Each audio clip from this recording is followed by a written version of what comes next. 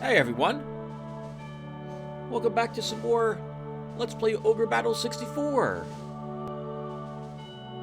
In the last episode, we assembled a new squadron consisting of a Gorgon, Apophis, and we also gave her 2 mature dragons. And we used her along with our other squadrons as we ventured up here to the tundra of Argent, which is where Count Sylvis was located, Leia's father.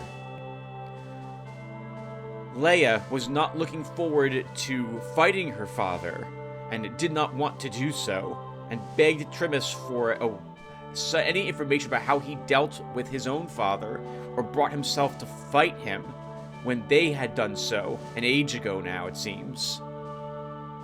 Thankfully, we did not have to fight Count Sylvis. He had killed himself, rather than allow himself to succumb to the infernal aura. But we found the forces of Argent filled with undead of all stripes. And at the very end, the leader was a lich.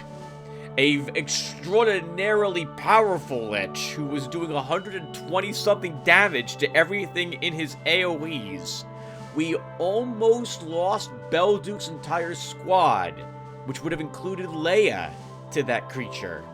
If that had happened, I would have had to keep it, and we would have lost one of our more powerful squadrons to that boss. Oh my god, that was really ugly, that fight.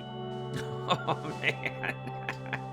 But we won. We were victorious, and we were able to get Belduke's group restored thanks to a few altars of resurrection.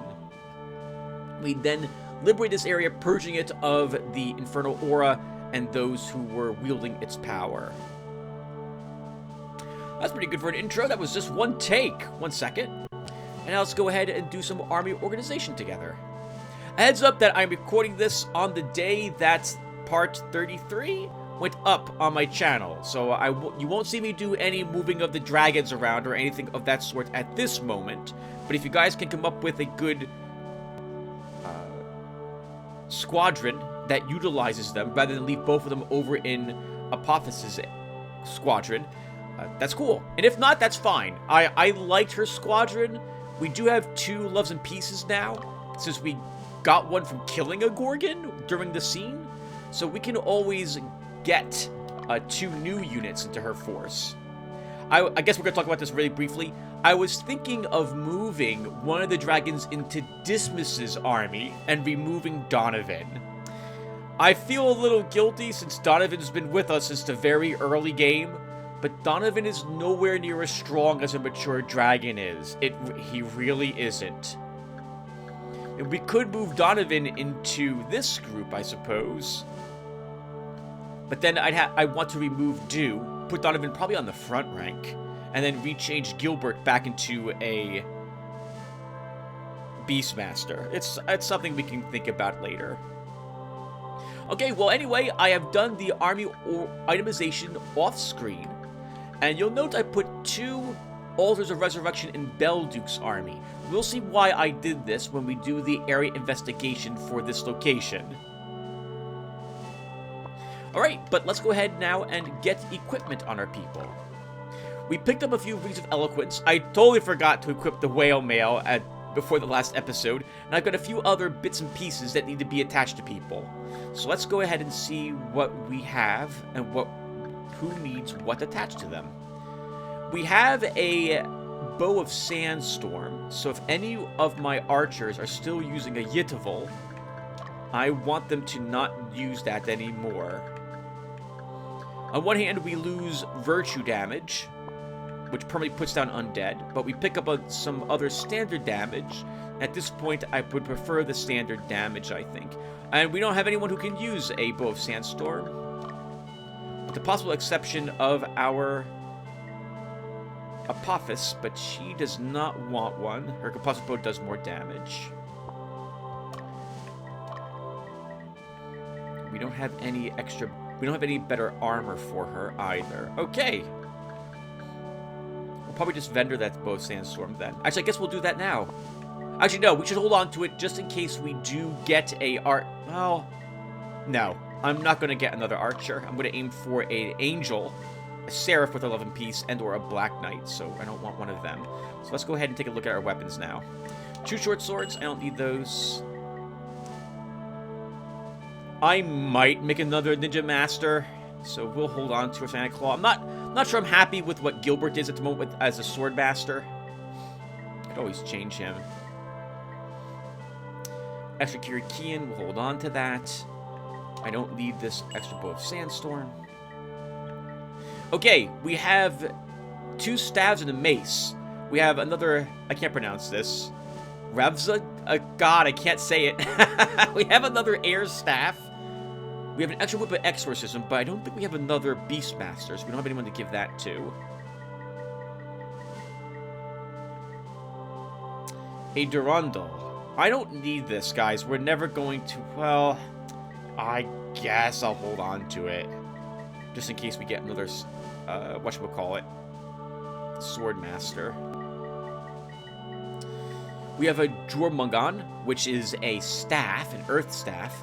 A Bloody Cleaver, which is a one-handed axe hammer of the Bane element.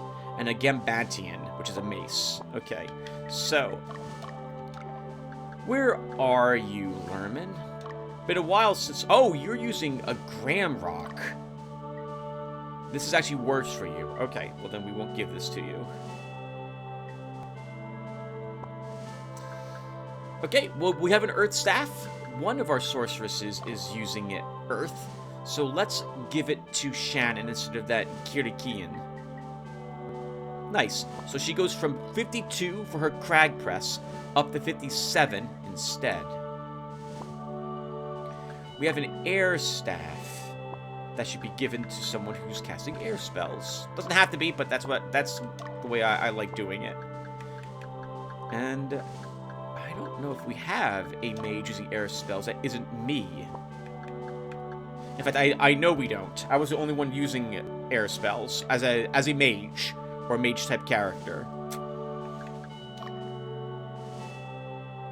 Well, I guess it is an upgrade for you, Meridia. Oh, it's not an upgrade.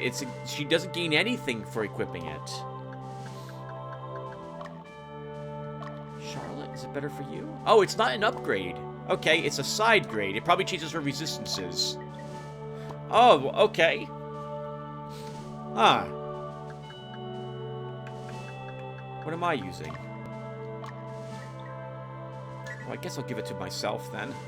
Because it just makes sense that I would use it as a air mage. Doesn't do anything for me, though. Once again, I think it alters my resistances, but that's it. Okay, we have Whale Mail, and I don't want to forget to equip it. So let's take a look at all of our Freyas, who are the ones who want to wear that. I think our Ravens can wear it as well. They cannot. I know our Ninja Masters can't. They wear chainmail. You're already wearing whale mail, Penelope. Okay, we don't have anyone who wants it. Can you wear it, Magnus? You cannot. You're now wearing actual plate mail, not a breastplate type of armor. Oh, that's kind of interesting. How about you, Leia? Leia can wear it. Okay, so she'll do... Oh, but she does less damage. But she picks up 1 more defense and 1 more resistance. I'm going to give it to her back there. And as long as I'm doing this, I also forgot that we grabbed an electric shield at some point. So we'll give her that as well for even more defense. Do we have a better staff or spear for you? We do not. Okay. We have that axe, a one-handed axe. It's not better than what Lerman's currently using, but maybe our axe as the worm can be dropped for it. Let's see. It does do more damage than our axe of the worm, so we'll give it to Spinal. So he's going to pick up 2 more damage up front. We have some bloodstained robes, 2 of them, I think, that are extra. They're better for our At the very end of the day, they're better than the vestments of water. So we're going to go ahead and give them to our skeletons. I have no one who really wants these vestments, which is such a shame because we have them, but I can't think of anyone who would wear them over what they currently have equipped. So we're probably just going to vendor... I guess we could... No, I should vendor them. Unless, can you use it, Remy? No. How about helmets? Do we have any special helmets you can wear? No.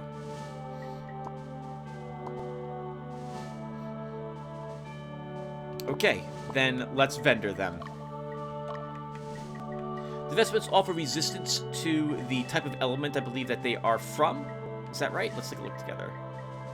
No, from the opposite. They also gain more intelligence. We could give them to our mages, for example, to give them some resistance, but they lose so much damage, like 5 points. It's just not worth it. So let's vendor them.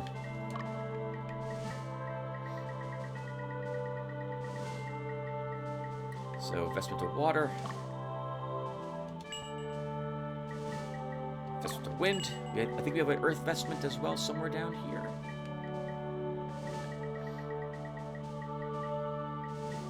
Nope, vestment of flame we do have, though. We'll vendor that, too. Okay. Was that all? That's definitely not all the items. Hold on. Did I get all of the special weapons equipped? I guess I don't need all those extra Kirikians. We'll vendor 2 of them.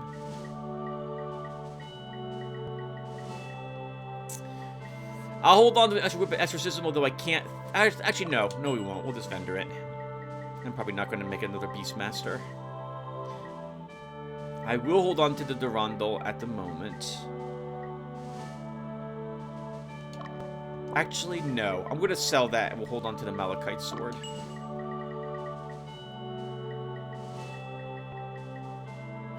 Right, the Gambantian. Okay, so this is a mace, so we can give this to one of our clerics. Gamrock, we'll give it to you. You go from 38 heal plus to 43 heal plus. Actually, no. No. It shouldn't be given to you because you will heal a 3rd time thanks to Adora. So we should give it to a different priest. We'll give it to Aisha, who gains 6 points of heal plus 2 back there. Okay. I know we have Rings of Eloquence, so let's get those equipped. None of our mages want them, with the possible exception of Saradin. Let's go take a look at him really quick. Okay, and he does want one. He's still using just a normal amulet. So he will gain 4 points of ice damage. And then we can give these other 3 to our clerics.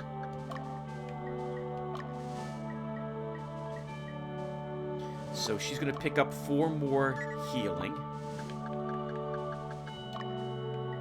Oh, Gemrock doesn't need one. She has a Ring of the Archangel, or Feather of the Archangel. Oh, and I'm still using the Angel's Brooch on Katretta. I guess I shouldn't at this point. Well, it's very pretty. It hasn't done anything for us. There's nothing for us. It actually makes her weaker. So, and I haven't found any reason to keep it equipped at this moment. There's been no encounter that uses it. I can't remember any encounter that requires it or anything of the sort. It's worth a fair bit if we want to sell it, but I guess we'll just not equip it. And we'll give her a Ring of Eloquence instead, which brings her healing up to +8. So that's much more useful. This occurs to me, she's also using a bloodstained robe, so she might have wanted she might have wanted a resistance outfit instead, one of those vessels I just sold, but no, so we'll keep that. Do we have anything else that we have all weapons are taken care of. I'm pretty sure there's another one of the Draconite books here at this location, and I didn't find it. We're going to want it. Because this area is covered with snow, I'm thinking it's White Mute that's somewhere in Argent, so we're going to thoroughly search for it. Meridia is going to be the next person who gets it. And I think there's an Armageddon book in the next location we're going to. I remember getting all 4 Dragonite books either slightly after Latium or before Latium. And we'll give that last book to Saradin, since he's casting spells all alone now again. But that will happen at the end of beginning of the next episode, assuming we win this one. We don't need that extra Boulder Mail, but I will hold on to 1 extra suit of it. Don't need this. I don't need any old clothing, and we don't want any extra, what are you? Oh, old clothing and, like, torn clothing. Torn cloth, we'll just sell that, too.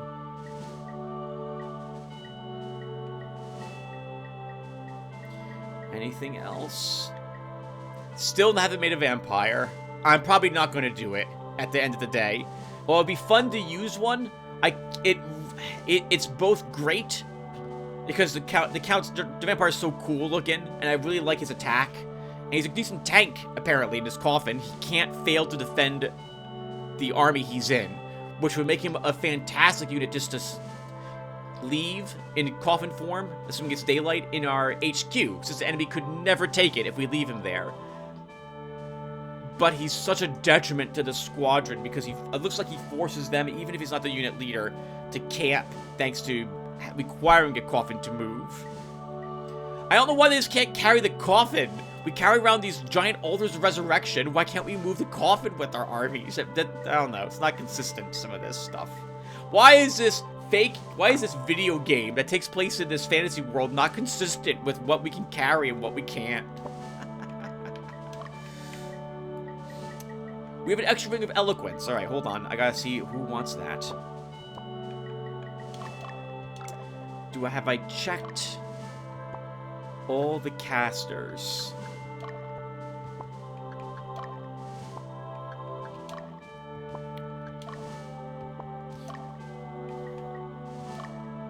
You know, it's probably better than a Bell of Thunder. It is. We lose a little bit of physical defense, but we do pick up 11 points of intelligence, which translates to 6 more points of damage. Oh, we could have given you the whale mail. Oh yeah, or you know what? I'm going to do that for you, Vin. We're going to give... So we're giving Leia back her Balder mail so that her Thunder Flare is just as strong. And it looks like the whale mail doesn't affect your Jihad at all, Vin. So let's go ahead and equip it on you for more defense.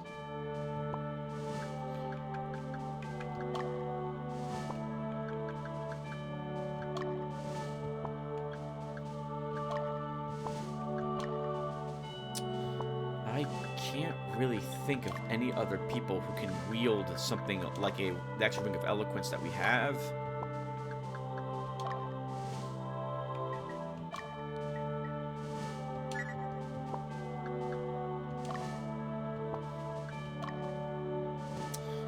Yeah, I can't think of anyone who wants it. No one else has space, unless, how about you? You're using a Naga ring.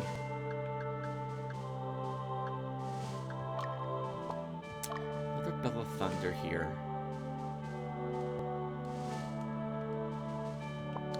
Okay, we will give it to Charlotte at the end of the day. If I can actually find it here in this list. Okay, we've got some usable items. A Bracer of Protection, which adds to Vitality, and a Mirror of Soul, which adds to Resistance. I'm going to use a Mirror of Soul on Clifford Lee. So he'll go up, I think, probably 2 points of Mentality. 4 points of Ment. Very good. And then we'll give...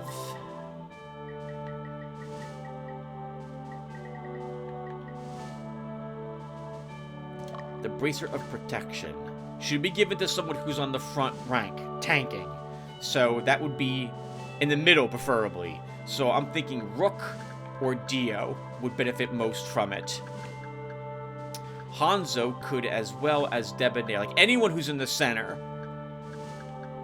taking all these hits would benefit from it.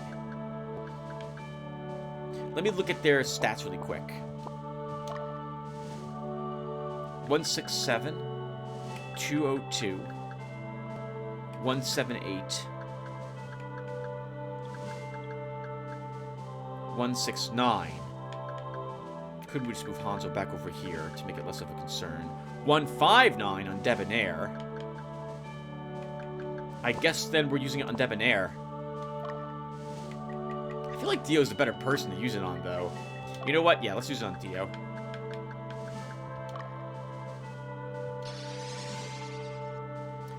Points of it. We have some Urns of Chaos that we earned as well, and we're going to use them instead of selling them. And we're going to use them on Apophis' army to try to shift it back a little bit more towards neutrality.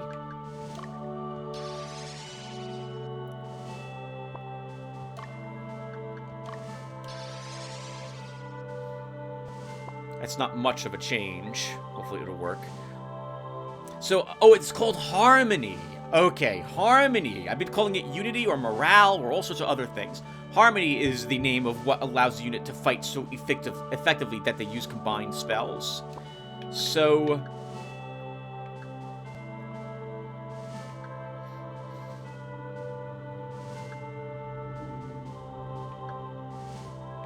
the problem is that I'd have to... I guess we can put it into this army. Dio's army.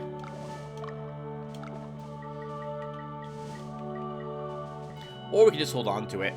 Oh, I'd rather have it equipped, so we'll do that. Okay, is that all it for items?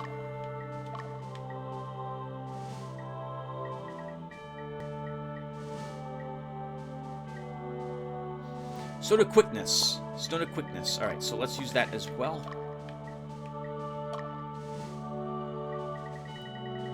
And I'm going to use this on our Quetzalcoatl.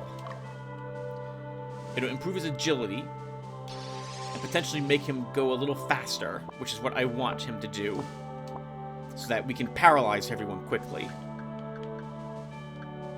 Alright, and that does it for the army organization. Oh, I think I mentioned it, but in case I didn't, I did pick up 2 more Altars of Resurrection. I went back to Dardanelles to grab them really quick. Okay, let me put us another break here, and we'll be back for the area investigation of Argent. 1 second.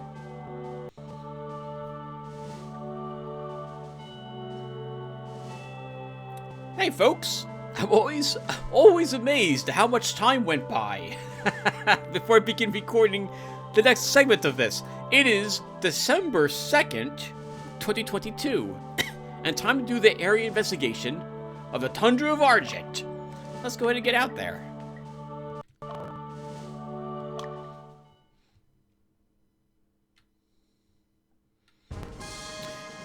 Right! So, first things first. Okay, this is the shop, right? This is the Witch's Den. So, what do we need to do here? We're not looking to get any experience points. We're not farming any of that, assuming that there's no cockatrices here. I guess we should stop in and see Hugo first and see what he says is actually located here.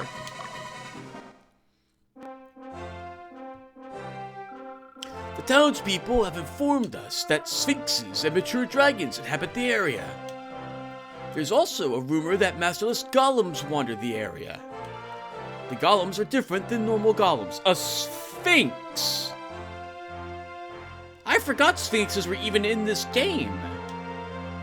What do they do? I think they're spellcasters, effectively, at the back rank. If we can get one, maybe we'll put one into an army and then do some love and pieces and try to move dragons around or something like that. Well, anyway, let's go ahead and visit the cities, right? That's what we're here for. And then we'll look around and see if we can find any of the loot that we left here last time. And, of course, we'll talk about other video games I played almost 2 years ago now. Actually, a year ago. With you guys while we're doing it. But first, I have to concentrate, and that means I have to get all the people going to all these cities. Adora will get you some airtime again. Put you over there. We have, I think, at least 2 more people. Now will be dismiss. We'll send out all the, I guess, all the good guys. And I've been eyeing what you guys have stated about my dragon armies. And I think I am in agreement about retiring Donovan from active service. I'm going to be a little sad. That Griffin's been with us for a long time. But a dragon attack in the back rank does more damage than Windstorm does. And has a status effect that Windstorm does not possess. So we will go ahead and retire Donovan. If I can get 2 other units. So that's going to be the plan. Alright, Bumba, let's have you go into the city.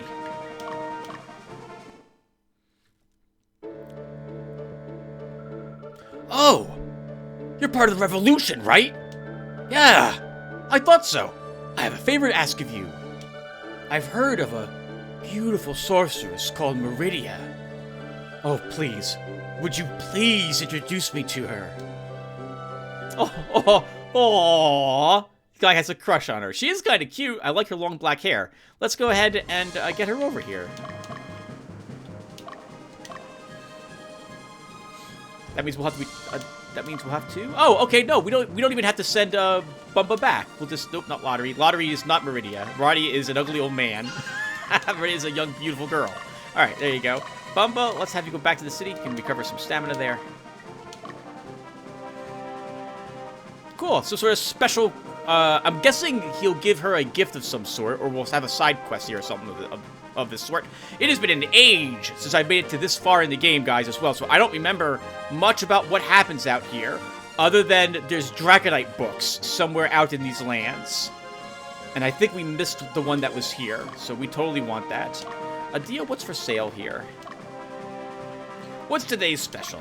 I don't care about bandanas, I don't need fools. There's plenty of those in our army already. We don't need any more Wings of Eloquence, do we? Or maybe we want 1 more? Let's get 1... 2 more? Let's get 2 more. Let's see. I think we are good on these supplies.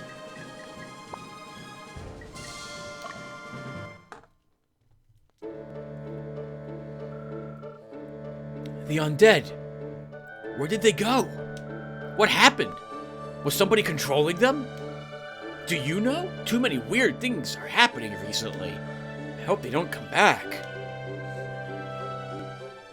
Guess we should not send Belduke's army here that has a skeleton in it then. Theo will let you recover some stamina. Bumba's probably recovered his stamina, or enough of it. Let's see if there's anything here.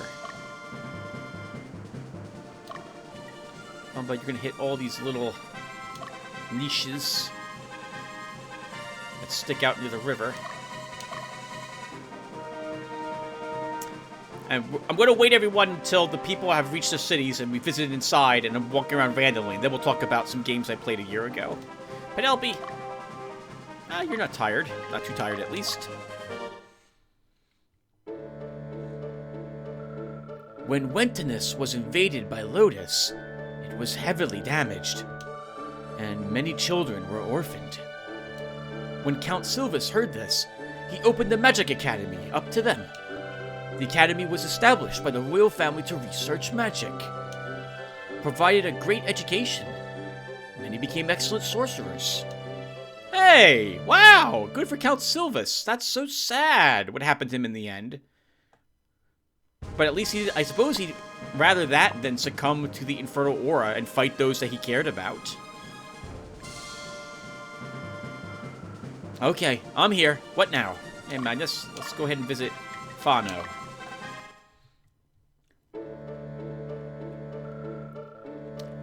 Is eternal life worth becoming undead? Nope. I'm afraid of dying, but being undead is less appealing. It's hard to lose your life when you've already given it up, right? It's hard to lose your life when you've already given it. Is that saying like it's hard to care about your life after you've died already? Or I guess he's mentioning how hard it is to put down undead. I mean, I don't know. If I was a skeleton and no one saw me playing video games all day and I still had a YouTube channel I could upload Would anyone really care? Probably not. I'd probably enjoy that. I could record all the time because I wouldn't need to eat. But I wouldn't do any face cam. That'd be really awkward. At least their thirst for blood will never end. I'm glad to be a human. I guess you could also phrase it as you're glad you're not a corpse. Most living people are indeed glad about that. Alright, Dio, you've recovered enough stamina. Let's begin having you walk around. So we'll have you visit these little spots.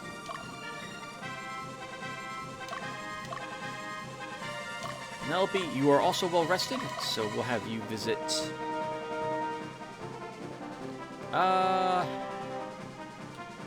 We walked right past that little spot, but you know what? I'm powered enough, we're gonna check it. Let's do this with you. Magnus. Oh, you're still rested.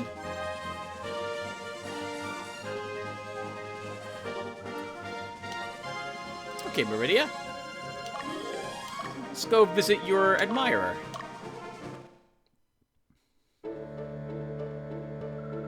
Oh!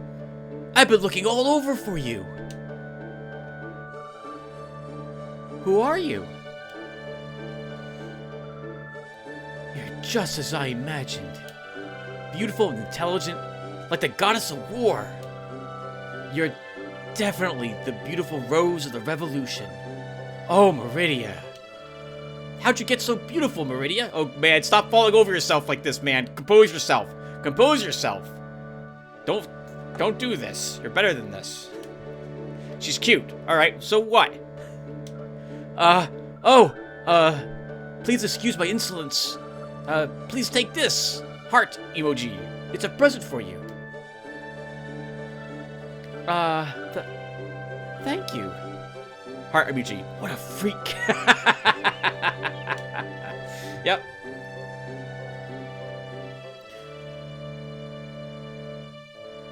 Ray's tear. Looks like a sapphire.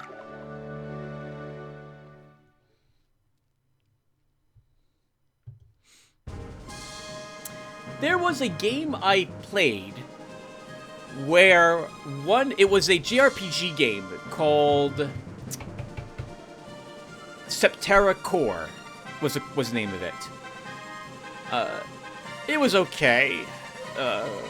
Story was alright. Combat was very grindy. You had the areas repopulated with creatures, and it was very confusing. There weren't very many hints as to what you were supposed to do.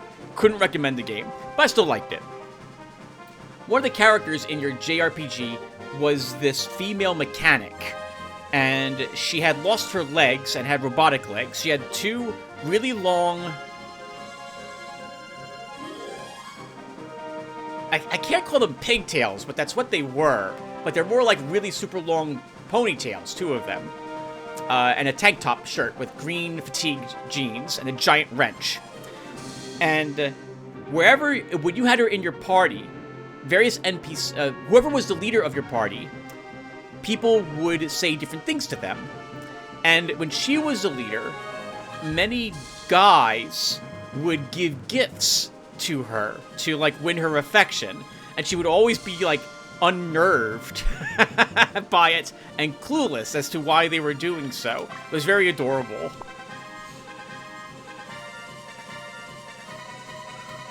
I guess we'll just leave you there. Clifford, you'll stay put. And Magnus, let's go ahead and have you do some exploring. I'm guessing there's golems up in the mountains. So that's probably a waste of your time, Magnus. I don't think you're able to kill them. But we'll still try. Adora, you're going to have to sleep out in the cold. You'll be okay. Cast some fire magic. Okay, that should be good. Dismiss, we can have you go into the city.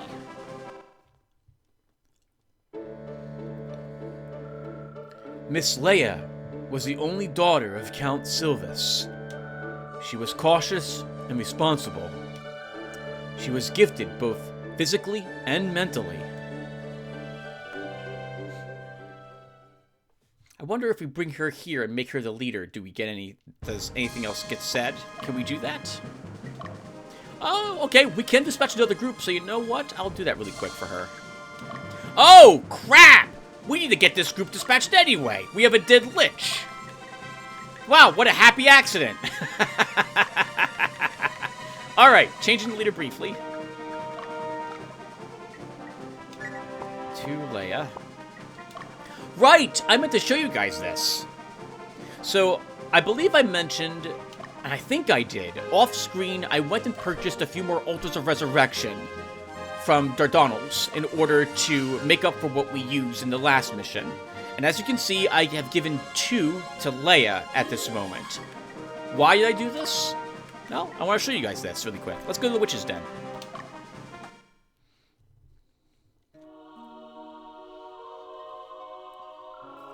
Do you need my skills? Yes. Who needs to be revived? Genoan is more expensive to raise here than with an Altar of Resurrection now. He's 1,780 Goth, and an Altar of Resurrection takes up 1 spot in our inventory and 1,500 Goth to utilize. Huh. Well, looks like everybody else is alive and well, except for your skeleton. Take care of yourself.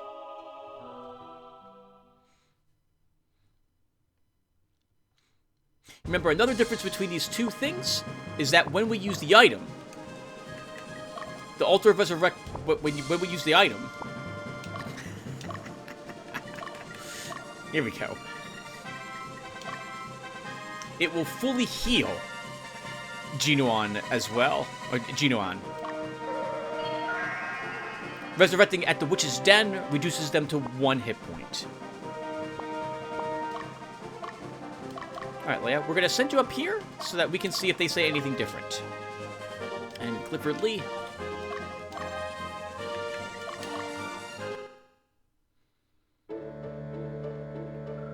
The progenitor retook this land from the Denizens. As a result, this land has been shrouded in perennial winter. But I'm not angry about it, because it was necessary to save us. According to our history, supposedly it was. Maybe it wasn't. Or maybe we didn't need saving. He just wanted to win. But things might have turned out better for us had the other group won.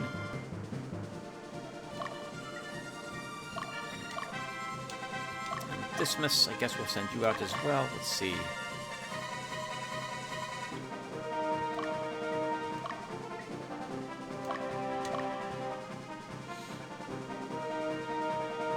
Bit odd how I'm moving some other people, I know, but I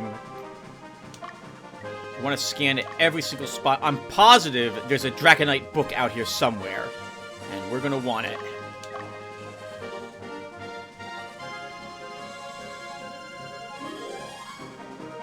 I think I was doing some exploring out here during the last scene as well, so this is gonna be a bit awkward if I'm redoing stuff.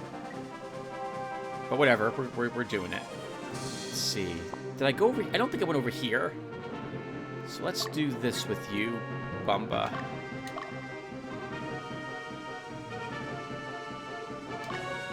Adora, we can get you to that city. You should be able to make it there and not be exhausted.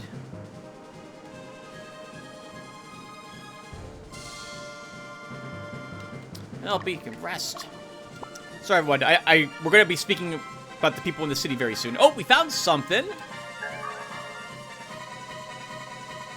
White Mute. Okay, that's it. That was the Dragonite book. Perfect. I think there's one more in the location we will be doing next, the next scene. We'll have one there as well. But I don't want to leave anything behind here, so we're going to double check everything. I guess we can give Meridia White Mute to use. We'll see how it affects her damage. I'm going to feel a little guilty about that, because we do have a big dragon in that group already for some massive AoE on everything. But it would make her even more of a terror, so we'll probably do that.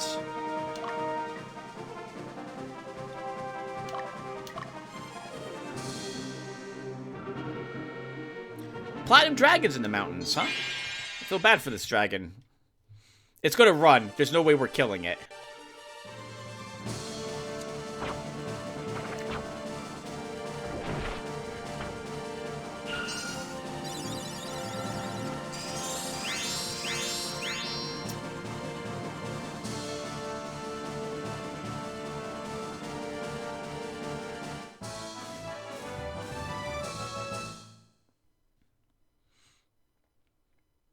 I don't really view these as a good way to gain experience anymore for any group.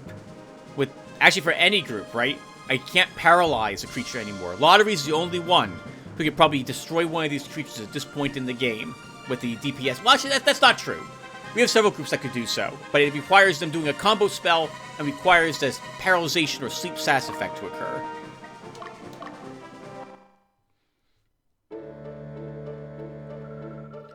We have lived in this frozen land with Count Sylvis.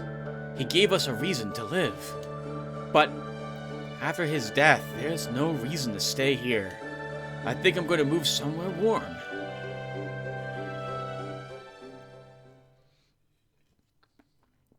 I wonder what's worth staying here for. We should probably go and read the lore for all these locations. So I'll try to remember to do that before or after we do the next scene. Alright, Dio, let's see. So I think we're done, actually. There isn't too much more territory for... by done, I mean with this area exploration. There isn't too much we've left unturned. Okay, well, that was also the last city. So let's go ahead and talk about some random crap for a little bit, guys, while I walk people around and make sure I did not miss anything else. Maybe we'll fight a Sphinx and see what that's like. I think they're very powerful spellcasters, though, so that might be a mistake. But we'll see if we can get lucky enough to find one. All right, so I can't quite remember where we left off in the talking about video games, so I might be repeating myself here. No, you know what? I did talk about Hellpoint and Lovecraft's Untold Stories, so I don't have to talk about them. Alright, Meridia, let's go ahead and rest ya. Alright, so in 2021, I played a game, oh man, an older one, from like the late 2000s, I think, or early 2010s. I think it came out in 2013. It was called Our Darker Purpose. It is a twin-stick shooter, and I have beaten the game before. I've actually beat the game several times in a row. I was trying to unlock the last achievement, which was to beat the game 10 times in a row to unlock hard mode for the game. But I was a little too rusty and unable to do so when I fired it back up after like 6 or 8 years of not playing it last. Oh well, the attempt had been made. Our Darker Purpose is a twin-stick shooter. It would be very appropriate to say it is somewhat like Binding of Isaac, as the two came out somewhat around the same time, if I recall correctly. Oh, and hold on. Let's go into see with Leia.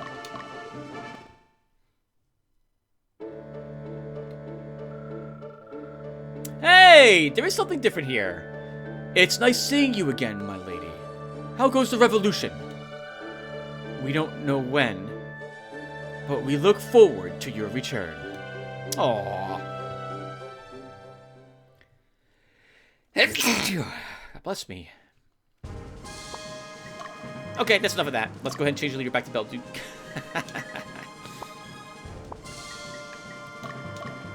And I've already explored, I think, everything here. So I guess Belduke will send you back to this stronghold. Meridia, let's see if there's anything in the forest here, but I'm not expecting anything. Okay, yeah, so I really like Our Darker Purpose. I don't own Binding of Isaac, so I can't talk about it in so much that I haven't played it. But I have watched a few other people play it, and I prefer Our Darker Purpose over what I've seen from Binding of Isaac. I guess I'll just give my opinion here very quickly without a review. Our Darker Purpose seems to be much more difficult to me from watching the 2. And I like the leveling up in Our Darker Purpose, how they did it as well. I very much like the story also, which isn't at all what you think it is when you first start playing the game. It was funny because some of the reviews, or like the game magazine review places, were talking about, they were reviewing the game in one aspect, talking about the story, which is that you're a little mage girl who the teachers abandoned and has to survive in an awful, dystopic school. Oh, hey, hold on, we got Sphinx, everyone. Let's see what happens here. We're gonna hit it once. Oh, no, we're not. Oh! They do impressive damage. We killed it. I should have had it in my group. But I saw the opportunity to attack it after that. And that worked. Maybe that worked out. What do we get for killing a Sphinx? Angel Fruit. We can buy Angel Fruit game. Interesting. I'm going to put a small save here in case, because if Trimus fights one and dies, that's Trimus Magnus, it's game over. So we don't want that to happen. That's also a very expensive lesson to learn about fighting a Sphinx. Maybe we'll have you try, Clifford, to get one in our army after all. Anyway, I like the Our Darker Purpose very much. It was very difficult. I really enjoy several other bosses. I hate some of the bosses, but most of them I think are extremely well done. I like the setting. I like the very what I would call, I don't know how to phrase this one, the plot twist, which you don't really get to know until sometime after you've beaten the game and unlocked all the lore, I thought was really well done, because the ending screen you get when you finally beat the entirety of the game might not make a whole lot of sense until you actually read the lore, and then it makes a lot of sense. In so much that if you put everything together. I don't want to ruin anything else. Really like Our Darker Purpose. I can give it 2 thumbs up. What a great twin-stick shooter it is. Even if it is a bit unforgiving and very difficult. I played a game called Regions of Ruin, but I remember not playing it very long. I couldn't get used to the controls, and so while it might not be a bad game, it's not a game that I liked playing. And this isn't probably fair to the game, because I didn't give it too much of a chance, because I was going through other games in the backlog. And after struggling with the controls for a little bit, I just decided, you know, oh, sorry about this, Hugo, I don't need to talk with you. I decided that I'd rather play something else than sit down to learn these controls, so couldn't recommend Regions of Ruin, but I didn't play it long enough to probably give it a fair shake. I think the game's a bit like a Tiara-ish type of game.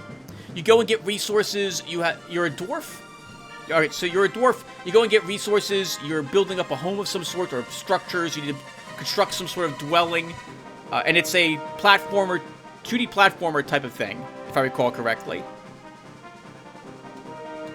I played through another twin-stick shooter called Shadowgrounds, a game I've beaten multiple times. Shadowgrounds is a futuristic twin-stick shooter. You are playing a mechanic on a Mars colony, if I recall correctly. I think that's where it is. And the place comes under attack by mysterious aliens pouring out from beneath the planet. The story's a bit silly. The voice acting's not the best, but it's better than what I can do, so good on them.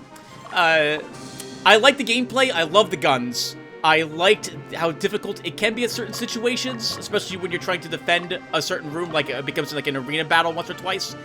I think they did a decent job on it. I love the shadows of it as well. Very nice. I do think some guns are much better than other guns, but that also might just be because of my playstyle. I like Shadowgrounds. I can recommend it. 2 thumbs up. Where are you? Let's get you back home.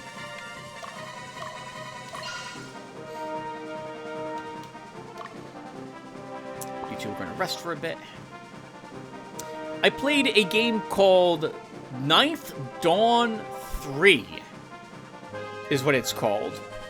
I put about maybe 5 hours into the game before I decided that it wasn't for me. The game is a action RPG with... How can I describe it? I guess it's not too far from the mark to call it something like Diablo 2, but it's a bit more... There's a lot more things to kill when you're out there killing them, and you get a lot less experience points, so it's very grindy. It became very grindy very quickly. You can go and re-clear areas to get loot or supplies in order for you to do crafting. There's a crafting system in the game as well. I probably beat, I think, the first dungeon, and then I was redoing the dungeon, and it's not a bad game, but it wasn't one that I wanted to spend more time on when I recognized how much time I would probably have to put into the game in order to unlock all the skills I wanted to use and some gear I wanted to use. And in the end, I was like, you know, I just would rather play something different than to go ahead and grind on this game. It's not bad. Once again, it's not bad, but it was too grindy for me, and so I wouldn't recommend it only for that reason. If you like a grindy game and you want to play an action RPG where you go out, you kill rats, you get rat tails, you can cook rat tails for food, and every success you get gives you a chance to make slightly better rat tails for food and stuff like that. It can be fun, I suppose. But not for me. Not the game for me. Clifford, you're going to be the one who goes and kills us a Sphinx. Let's see. Alright, we're going to have you do it. Not kill us a Sphinx. You're going to try and recruit us a Sphinx. Can a Sphinx be the leader of a group? I wonder. Guess we'll find out. We'll go back and forth in the forest about 3 times before I give up and head back home.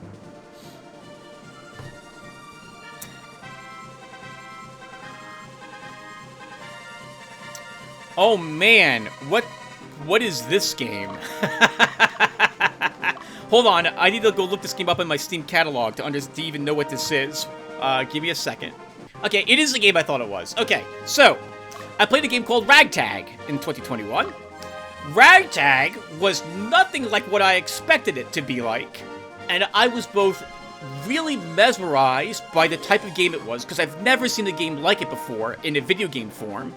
And also, like, man, if this wasn't a video game, but a real game, I can totally see myself spending a bit of money to give it a try with some of my friends. Hold on, we have a Sphinx already, so let's see if we can get it in our group. We're gonna immediately ask. It ran away. Okay, so we can't just talk to it. We have to actually do a round of combat.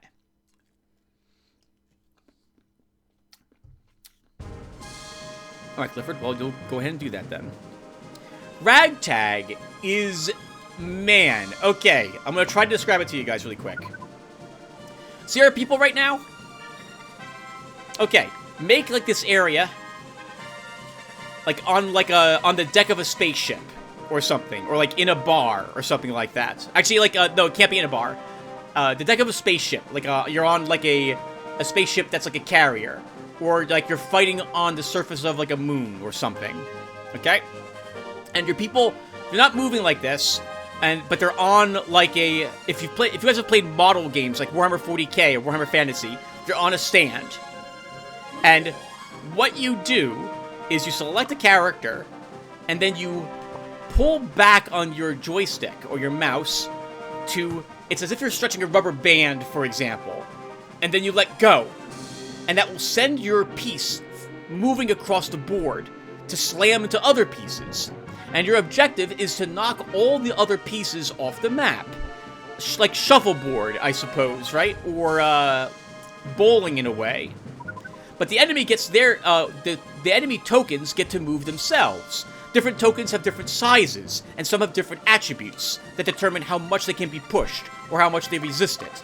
I was fascinated by this, because it was such a novel idea. I've not seen it in a video game form before. But I got distracted by other games, and then didn't play the game any longer. I still keep meaning to try it, to fire it up again and give it a try, or watch someone play through it on YouTube. I liked it. I liked it, but I don't know if I can recommend it, because I only played the first 2 levels, and then put it down again. So it gets 1 thumbs up for me. I guess if I had to dislike something, it's that I wish there was more feedback for exactly how far I'm going to shoot the model, because you're kind of eyeballing it, so it requires some time playing the game so you understand exactly how far the different models move. But I still liked it. I played a game called The Shore. The Shore is a gorgeous H.P. Lovecraft setting walking simulator in a way, but there's more stuff to do than just walk. You actually will defend yourself at some points, which is a bit awkward because I wanted it to be a walking simulator. It became something a bit different instead. The visuals, good God, I don't think I've seen a prettier game that really gets across what some of these horrific monstrosities look like. They did a fantastic job with the way things look. Okay, so yeah, once again, Tim, what did you like about the game? What did you like about the game? The setting was great. Wow, another Sphinx Clifford. Good for you. You are fighting a ton of these. I must have the hat on someone here. All right, so we know we got to hit it. Good enough. Nope, can't hit it twice. Okay. Next time we'll try reducing it to almost no hit points, and then we'll see if we can get it in our group.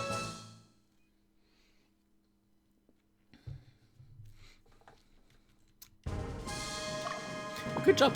Do we have... I can't tell. I can't tell if I have the decoy hat in your group, Clifford, but you are carrying lots of them. Right, like, you get teleported to this other dimension. And man, the ancient gods up there and the, like, Shoggoth that shows up to try to kill you. Man, holy crap, they got that right. That's horrifying. Unfortunately, I did not like most of what else was left with the game. I really hated the plot of the game. I wish it was just about anything else than what it was. I don't want to ruin it in case you guys decide to pick it up, but it wasn't for me. I also didn't like some of the chase scenes because some of them were extremely unforgiving. If I didn't start running instantly, the moment I hit the ground and knew which direction to go in, I was dead from one of the early creatures that chased you in like a cave system. The game changes from a walking simulator where you can appreciate just how horrific some things are and the environments that you're in, to a survival game instead, in so much that you have to make your way through these mazes while shooting these creatures that are chasing you or scaring them away with some sort of like laser crystal that you find. It makes sense thematically, I suppose, from you're in another world and you find something to defend yourself with, why wouldn't you use it? But man, I wish they didn't take it in that direction. I couldn't recommend the game, unfortunately, due to the plot. I just didn't like it very much. And I also think the game's a very short game. I believe if you know what you're doing, you can get to the whole game in about just under like an hour and a half or 2 hours, if I recall correctly. So by the time I stopped playing it, I had already made it about 2/3 or 1/2 through the game. Not that it's bad for a game to be short. Some games would overstay their welcome if they were too long. But that's something else to consider. I didn't like it, so I couldn't recommend it. I played a game called Strange Vessels. Strange Vessels is another twin-stick shooter. Apparently, I really liked playing these back in 2021. In fact, I have at least one more on this list here that I should mention. Strange Vessels is, you run around these various debris fields in space with a ship, and you're collecting resources as you jump from a different debris field to debris field. It's got a really interesting mechanic in it because the areas is surrounded by this black nebulous fluid-like substance, the void or the nether, whatever it is, and anything that goes into it gets devoured, including you. So you got to be really stupidly careful when you're going around. The game's got because if you thrust a certain amount in a certain direction, it take you a little bit to stop going in that direction. So you got to be a little careful there. The amount of gravity that various things have, the mass, might repel this stuff for a bit. And also you have to be careful of that, because if an asteroid floats out into the middle of it, it'll make it look like there's a tunnel through it for you to explore out there and find some secret stuff. And sometimes that's the case. But other times, the asteroid just happened to break apart from a different part of the asteroid and float out there. And when you go out there, suddenly your path home is sealed up and you're dead. I kind of like that sense of danger. I like the combat. It can be pretty brutal if you don't manage your supplies correctly. And I really like the game, so I could recommend Strange Vessels. I'm tempted to record it next year at some point. All right, Sphinx, we're hitting you 3 times now.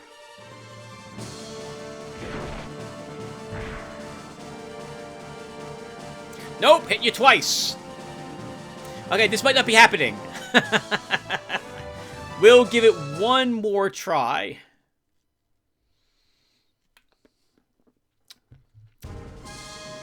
We'll give it one more try.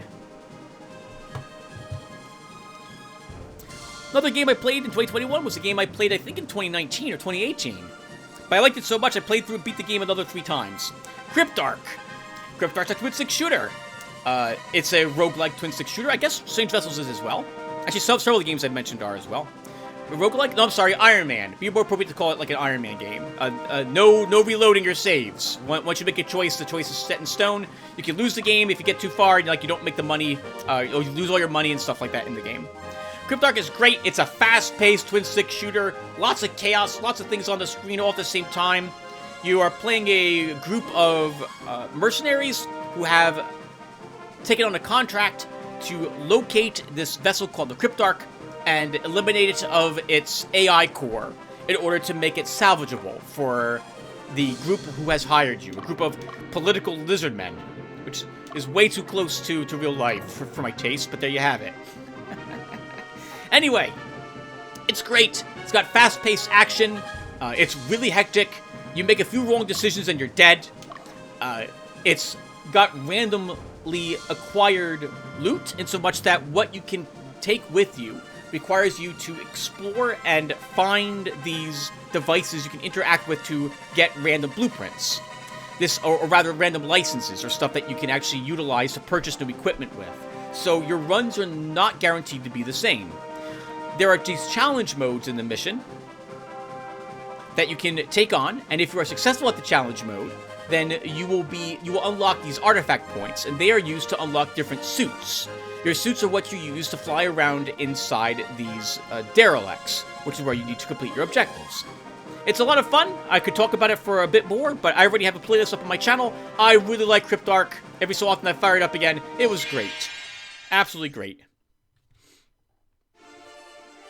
Alright, we're hitting you 3 times. We're trying to. Nope! Okay, it's not happening. That's all there is to it. We're not getting the Sphinx in our army. I guess we could try one more time. I have one more game to talk about. Sure, why not? One more game. One more Sphinx. I played a game called... I think you pronounce it Rot, but it's spelt H-R-O-T. It is effectively, it reminds me very much of Quake. I shouldn't say anything I'm not too familiar with.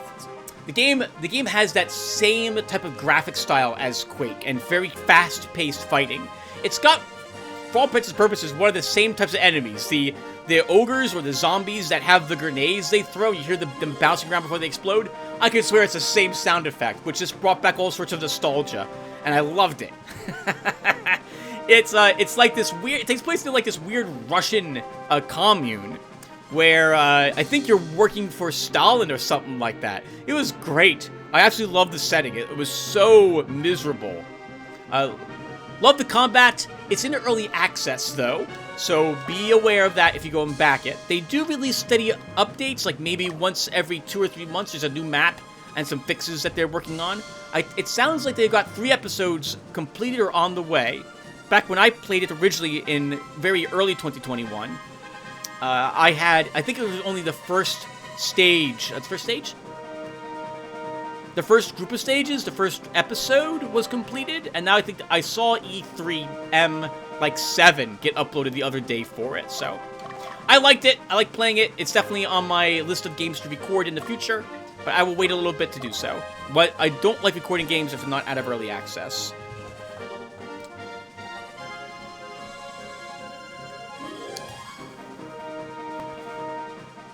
All right.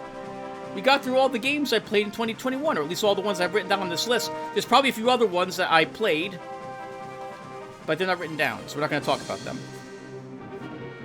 And now, viewer, we have to awkwardly look at Clifford Lee as he walks back and forth. So how about this, everyone? I'm going to cut the recording here, and I will try a few more times to get a Sphinx in my army. And if I'm successful or not, I will be back up on the world screen to do training. So give me a few seconds. Hey guys, it's just not happening. I fought another 3. I can't seem to get them in the army. They run if I talk to them before I hit them, and they run after I hit them. So, I wasn't getting lucky enough to get one down to critical unless I crit, and at that point it was too late. I forgot to hit the button to talk, and they would run. So, no Sphinx for us. At least not now. Alright, so let's go ahead and do a handful of things here. 2 things for Meridia. Okay, we're going to give her Raya's Tear. That's interesting.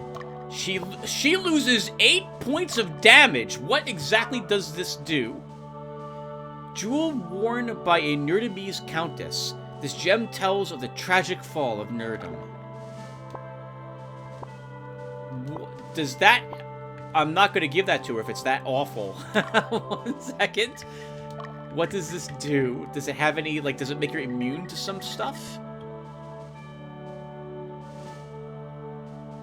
No! It's literally just a beautiful sapphire. That's it. Huh. If I sell it, how much is it worth? I'm not going to, but I am curious. $8.25. That's worth quite a decent bit. So I guess this is a bit like the Angel Brooch, in that it doesn't really do anything, but it's worth quite a bit of money. I guess I'll just hold on to it for the memento. Okay. Now, what if we give her White Mute? She goes up to 60, so she gains 3 damage. She gains 1 more resistance against magic. And she uses White Mute twice in the very back rank. Oh, she can use it twice from the middle rank. Interesting. We could move her.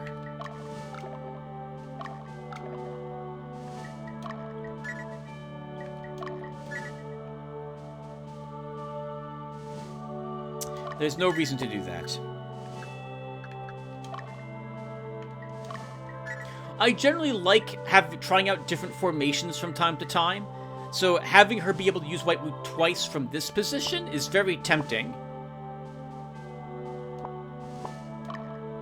But she actually also loses 2 points of damage if I do that, so no, she'll stay where she is. We did pick up 2 other Rings of Eloquence, and I did it for my priests, which I probably should have checked first. Okay, you already have one.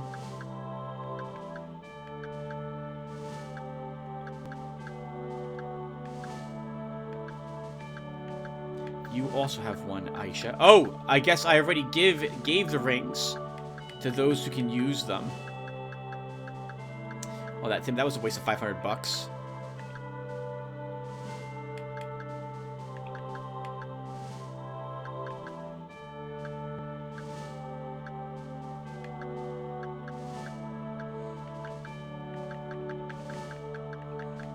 Yep, okay. Well, we have 2 of them in case we get someone else in our group who can use them. We do have those 2 love and pieces, so we can potentially use one of them there. Oh, right. I'm going to do this as well.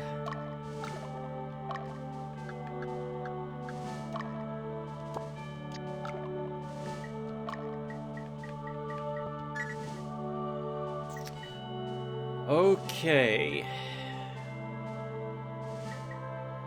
Which dragon do I want in Dismas's army?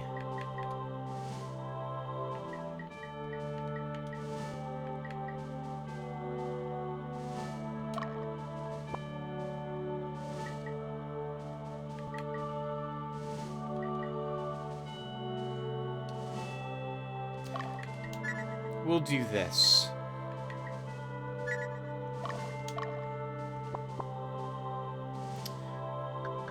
It would look as if we also have a different amount of items now in each group. So let's fix that too. You can carry one more item now.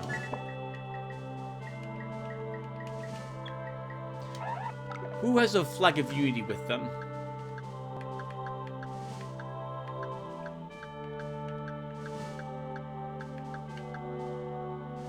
Dio doesn't need it.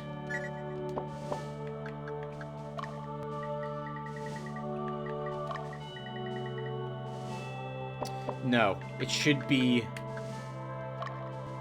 Apophis who gets it.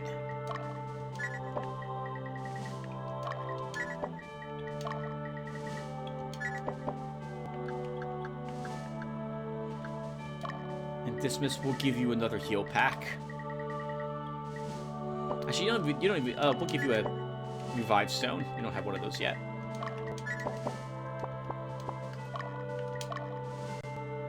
Okay, let's get some training done. My spreadsheet isn't up. Okay, I still remember that I'm at least training Belduke. I gotta bring it up, everyone. Give me 1 second. I'll be back. Okay, let's go ahead and do it. So, Belduke twice, Dismas, Ultra, and Magnus are the groups I have listed for training. That's 5. That's 5. But it's not like we have a whole lot of anything else to spend money on at this moment other than resurrections. And then resupplying heal packs or what have you that we're using. So we could probably afford this. So Belduke, let's have you do some training.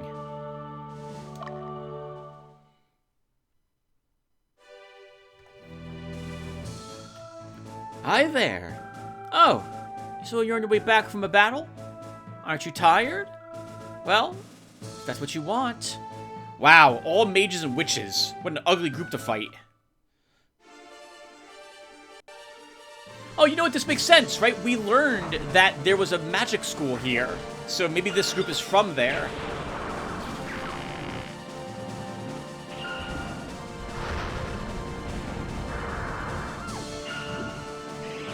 Oh, good luck sleeping a lich. Good luck with that.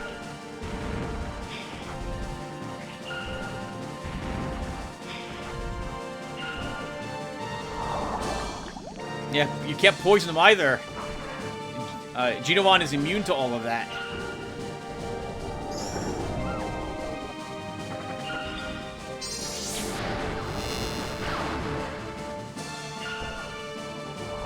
Oh, this is perfect. I love that the witches are targeting him with abilities.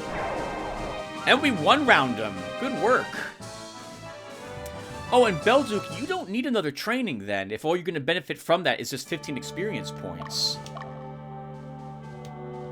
That would be a waste of 1,500 bucks. Yeah, I'd rather you go and fight a griffin. A Sphinx, which I might do off screen, but I don't need you to do another battle of that sort. By the way, you should also have a quit gate.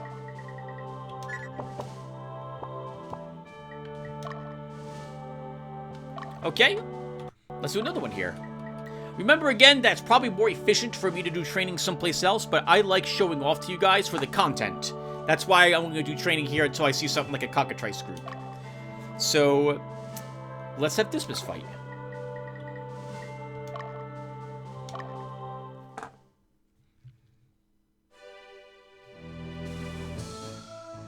Hi there. Alright, we've heard this already. Shut up. We're here to kill your dragons. And possibly you. Oh, wow! 108 damage for a crit. That was an awesome first hit. Ooh, no damage on Radiant Gale. Ooh, 78 with that one attack. This gonna hurt? We survived. Ooh, not good. Not a good round there for us. Oh, but we did paralyze the 2 units that got another attack this round. Very good. And the dragon's still paralyzed.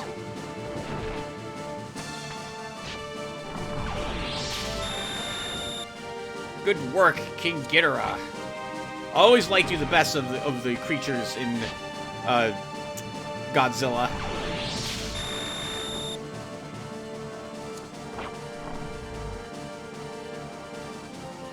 Woo! 100 experience points. I certainly hope I needed all of that. That was good. Good work, guys. What level are they? That they're worth so much. Alright, let's do another one. So, Ultra is up.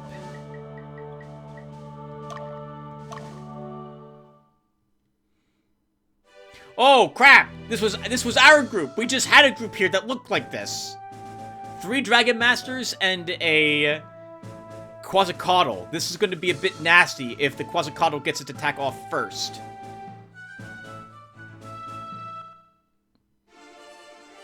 I see I'm not familiar with that one weapon the center girl has either.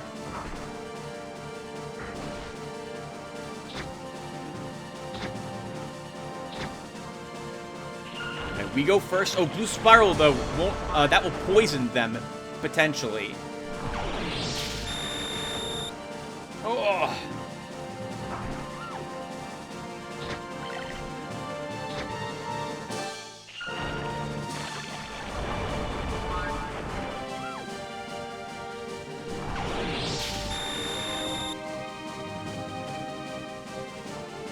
Well, Ultra is still standing, basically untouched.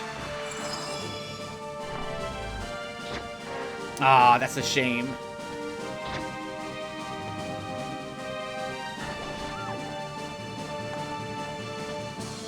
So this group split its experience points. That's a bit awkward. But we should expect to take losses during some of these battles. Let's do one more of them. Magnus is up. Last person on the list.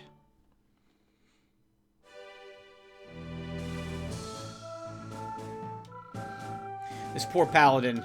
I'm so sorry, sir. You thought that putting a white dragon, platinum dragon, in the back was a good use of the white dragon. It would be platinum dragon if he got 2 attacks back there, but he doesn't. He gets just 1.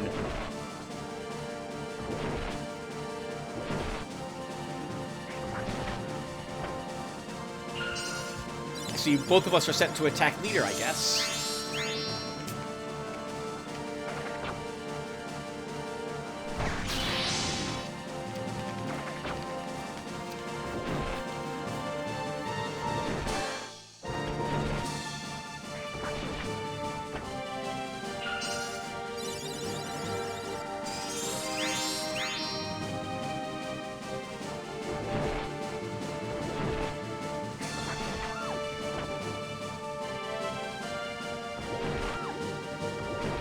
Poor dragon. I'm sorry. You're not very good. Enemy armor will have to learn that.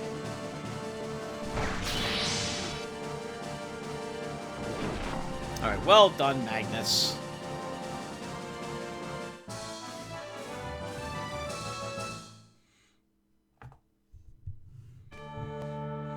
Alright. That's it for training. So let me put a break here, and we'll be back to do Barfeth, and we'll do that in a few seconds. Hey everyone, good morning. All right, let's get the scene done. Time to head over to Barfeth.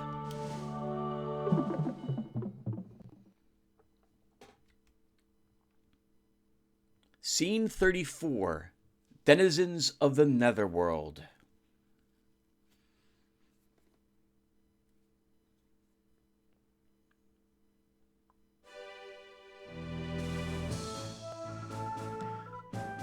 This is the current situation.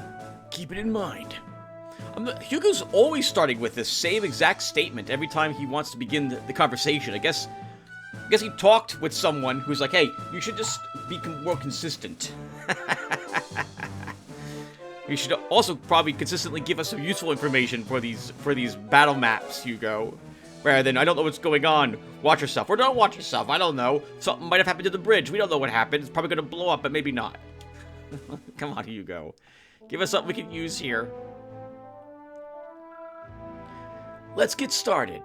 Oh, this is kind of neat. This accidentally makes sense. Because I see that we're coming from the north, given where our HQ is. And that's exactly how we're approaching this area, too. Nice. This is a big map. Castle Renevue in the north will be our embarkation. Wow. Embarkation for this campaign. We will march to Fort Visey, 2 days southwest of Castle Renevue. We must liberate the fort.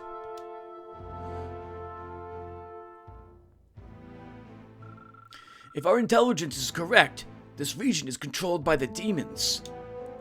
I'm not sure what they're up to, but they can't be ignored. They're strongest during the night hours. Avoid fighting them at night. Alright, that means we want to fight them at night.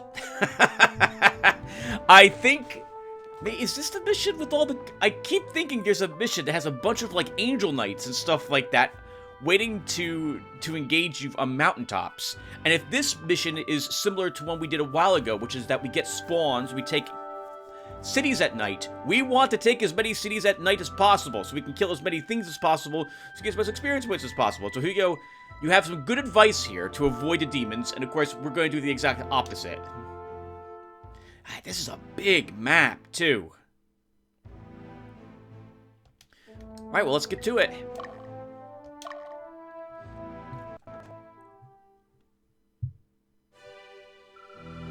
It seems that the demons are defending the city. Be careful marching on the city. We'll be alright.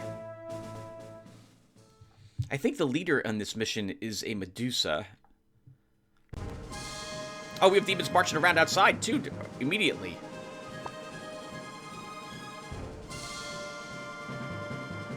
Okay, same objectives. Gotta conquer their city. Can't let our city get invaded. Can't let Magnus die.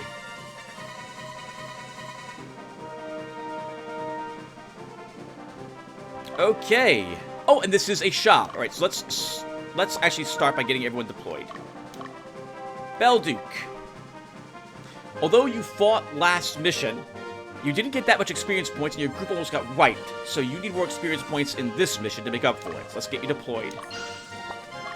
Been a while since we've seen Bruno. Let's get him out on the battlefield.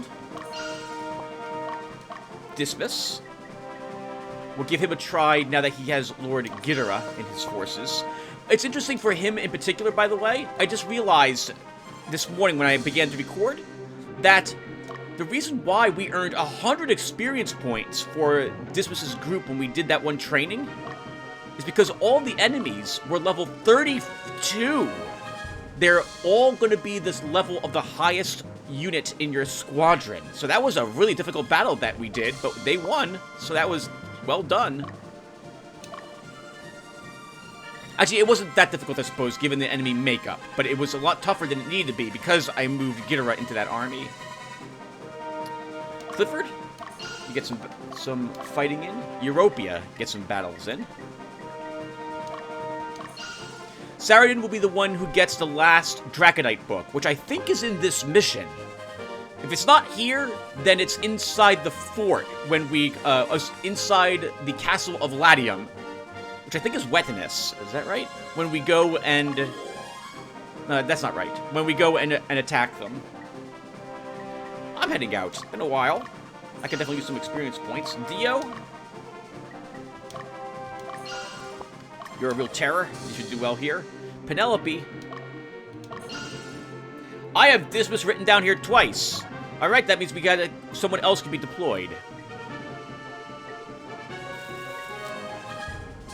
It's not gonna be Apophysis. We don't need her this run. Let's... Darn it! I'm sorry about this, everyone. I can't look at my spreadsheet without cutting the recording. I guess I can do that really quick. Alright, I'll be right back. Oh, this is interesting. Ultra needs the experience points. more than Bumba's group. Either of them will work. They are kind of low compared to other squadrons. But if I deploy Ultra, most of my forces out here are chaotic. So we're going to deploy Bumba instead for this one. And what's out here? A Satiros with a Ogre and another Satiros. Oh, you know what? I haven't done this in a while either. I'm looking at their levels to see how off my army is. And we're about the same level as these units. Most of my forces are level 28, with a handful of 27s and a handful of 29s. And Apotheosis sitting at level 32. A 46 morale, so Europa should go there? Or Clifford? Clifford, we'll have you go there.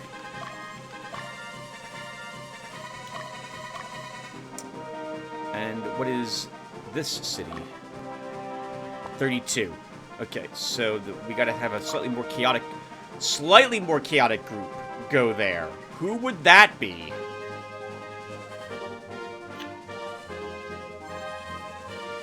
I don't have a slightly chaotic group that's deployed.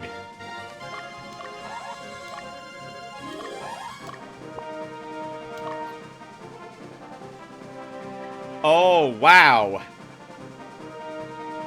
If I want to liberate the city, I would need to deploy Debonair. He's leaning chaotic without being overly so. Europa, your army is leaning lawful, isn't it?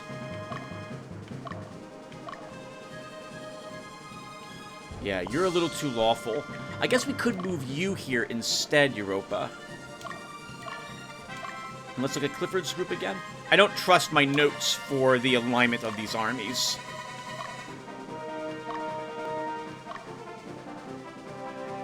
Neutral, slightly leaning lawful, but you're too lawful, Clifford. Is there a city down here? What's this? Oh, this is a neutral city. We don't want to take that one. Okay, I need to move someone else away so we can take the city over there to the left. So, well, that's super awkward, but we're gonna do it. We'll start Lotaeri. I'm really chaotic. Okay, I'll move myself away, and we'll deploy Debonair and double check him. Yeah, his army is neutral, slightly leaning chaotic. So he's better suited to take this city. That's quite a walk, too. Okay, let's have Clifford. You know what? We'll still have Clifford go to the right, and we'll have Europa go a different direction. So Europa, we'll have you try to intercept this demon.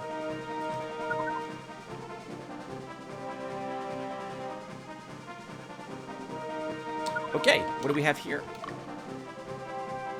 An Ogre, 2 Imps, and a Satiros. A Satoros. Well, we're gonna get lots of lawful alignment again here, which I guess isn't bad. Bruno, maybe we can have you. I mean, Debonair's gonna be the one to fight them initially. We have another demon coming up this way. We already have units deployed to deal with them. Let's move you straight down here, Bruno.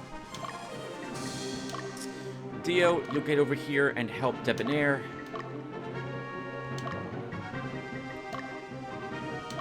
Penelope, we'll have you go in this direction as well, so we have a lawful unit on this side.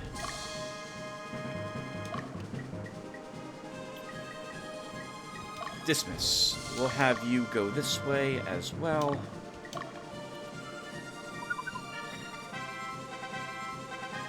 And that leaves Bumba. Bumba, we'll have you go south and join Bruno. Straight south. Oh, and that leaves Belduke. Belduke, we'll send you this way, so we have a chaotic group over on that side. Magnus is not going to do anything. He doesn't need the experience points compared to other groups. His whole squadron's going to get 30, so he will just guard our HQ.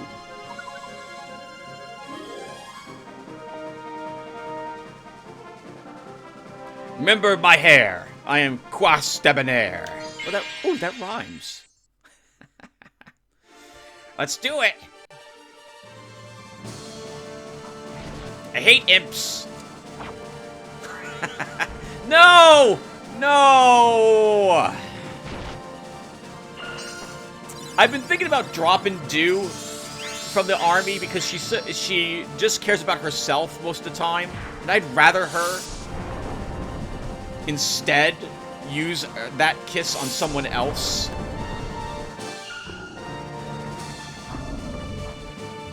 Wow, we're taking lots of damage here. I hate imps so much! I hate them. Can't hit them. We're gonna have to use a Lempedra or we're losing this battle.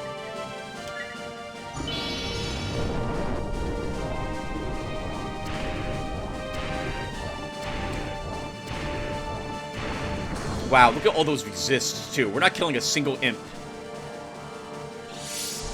And Debonair has to retreat after this battle is over. Wow. Hopefully the Ogre doesn't crit and kill. Oh, guys. What the heck? You can't hit an imp? That was awful. Yeah, we lost. That was awful. Almost all of our attacks, more than half of our attacks missed because they went after imps. Wow. Debonair, we need to move you back into the city and you need to rest now.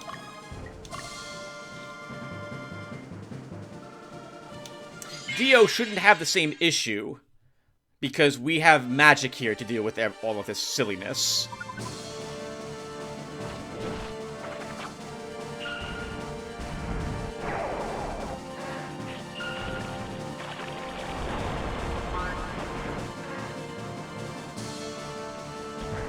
Good guard, Grumbly.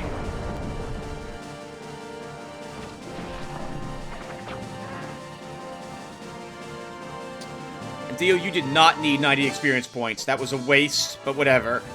I'm just glad to have the army wiped out.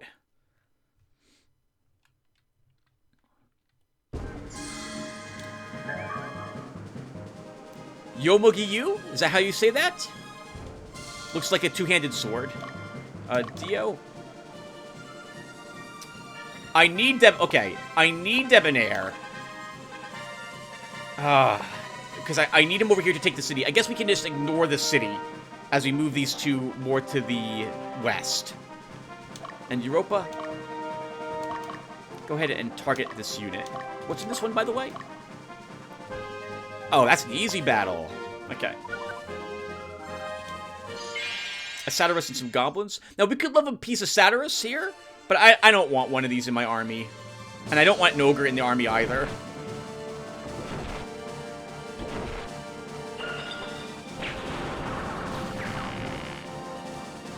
Yeah, Dew blessing herself was really awkward. I'm probably going to have to do something about her.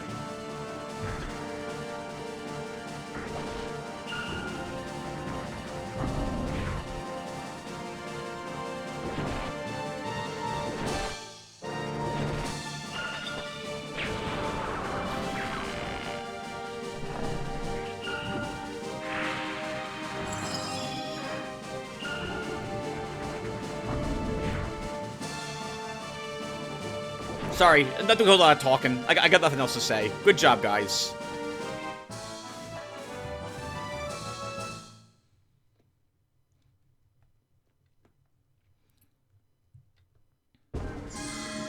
Our Mother Birth has blessed us with this.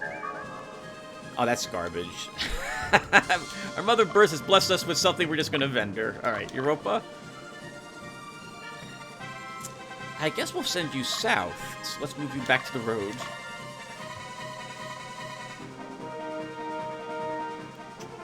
I was tempted to drop Dew, even before this mission started, and put Apophis in that group instead.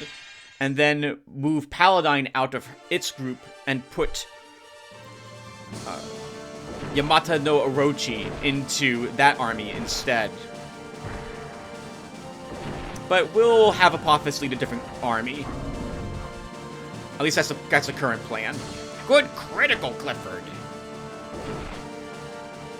You know, we haven't seen a different doll Have we?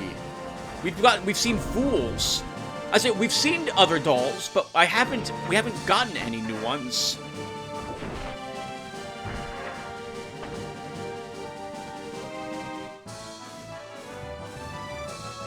Good work, Clifford. Keep pushing. Keep pushing.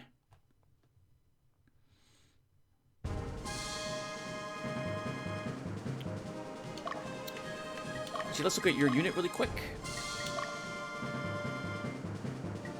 I guess we can heal seed our paladin.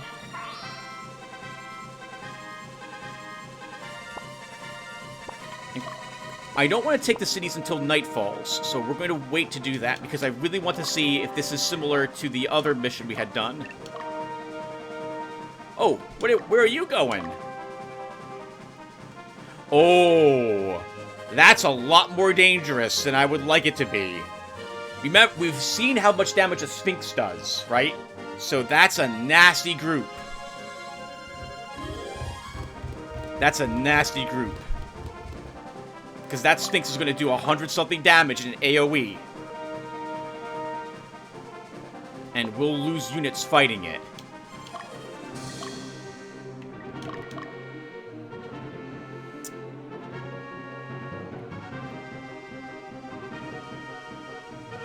We can probably use Penelope, but it's going to be a bit ugly.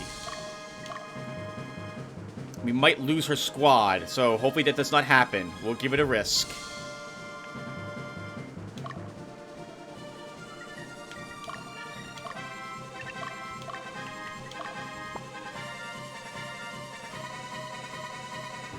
Oh god, Dio, you're the one who's going to fight it. I don't want you fighting it. Can we get you away? I want Penelope engaging it, not you. I guess it doesn't matter which of them does so.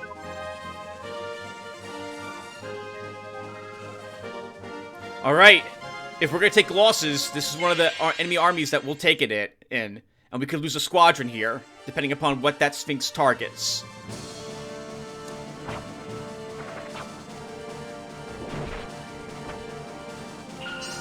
Oh, healing first. That's bad. That's very bad, Aisha. Because we're going to take a ton of damage here when that Sphinx goes.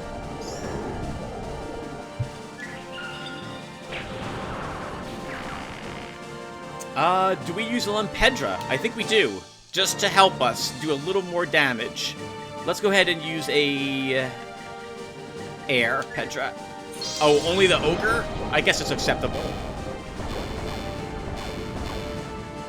It does kill it. Oh, God!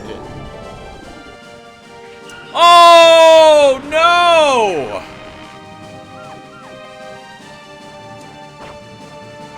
Guys, you better kill one of these. You better kill both of these.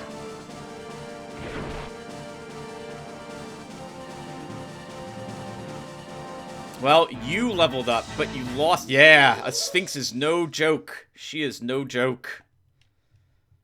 Oh, man. Penelope. You're out of the fight. Literally. You die. No, I'm sorry. No, you're okay. But the rest of your squadron died. Oh, well, not all of it. Sorry. You lost 2 units. You lost 2 units, which is great. I love it. I love it. Where is the Witch's Den? Bellis. Oh, wow. That is far away. So we are not going to be taking that. You're out of the fight unless I feel like using Altars of Resurrection.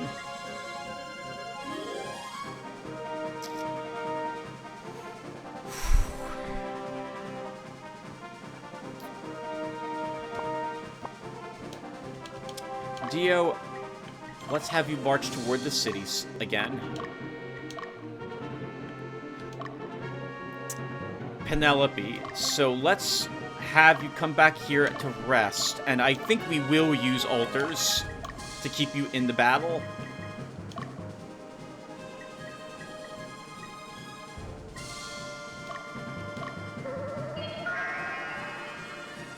We'll need another one though, so we'll give you one if Magnus has one.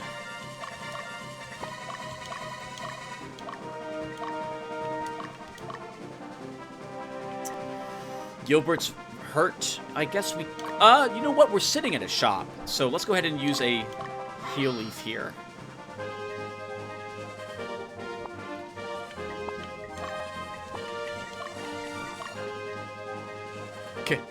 Can't you make it a little bit cheaper?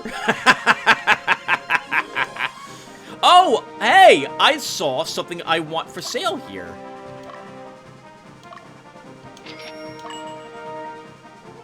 There's whale mail here. Balder claws. And more importantly, Hanya masks. These are actually pretty decent masks. And many of our characters, I think, could benefit from these. So I'm going to purchase 3 of them to start.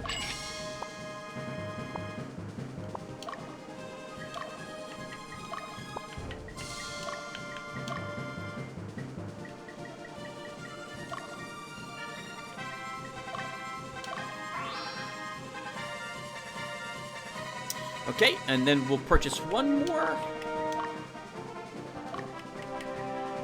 heal leaf, and they'll carry it. And then Debonair can head back out again.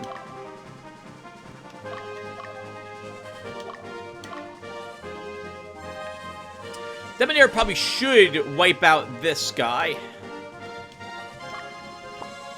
And it is nearing night, so we will very soon go into those cities. Dio, I don't... let's rest you.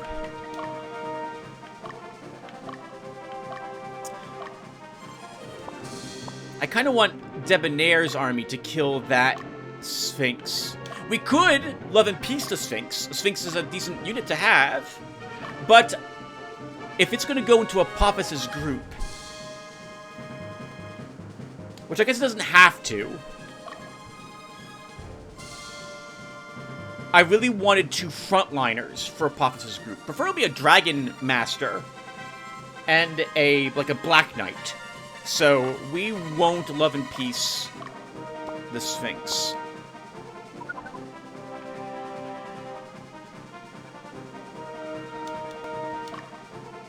Alright, Clifford. You're heading south to liberate that stronghold. Bumba. Let's have you go this way. Bruno. Actually, I should check to see what the cities are up ahead first.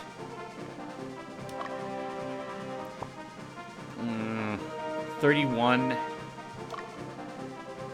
Oh, wow. This is so awkward. The morale of these cities is such that we can't liberate them with these units. We're too lawful or too chaotic. So we need... If I want to liberate cities, it has to be done with Clifford and Debonair. No one else, I think, can do it in my entire army. We can... Actually, Europa could probably... This was a 53. Europa can probably liberate that one. But Clifford's the better person to do so. That's the only one I have. That's 77. Bumba can liberate that place and secure us the Witch's Den. And that's 11. Okay, so we can take that with with Bruno, for example.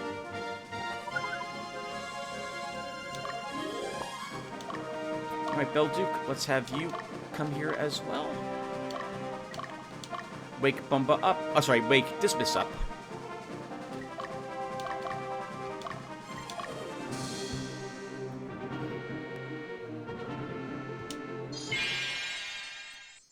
And it's just a single dude guarding the fort. Don't see you winning, sir.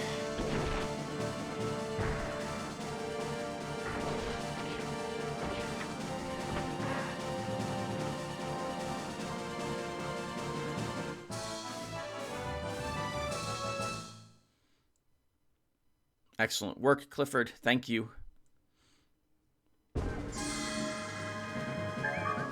Terra armor. I think that might be better for Apophysis. I guess, Bruno, you can kill it.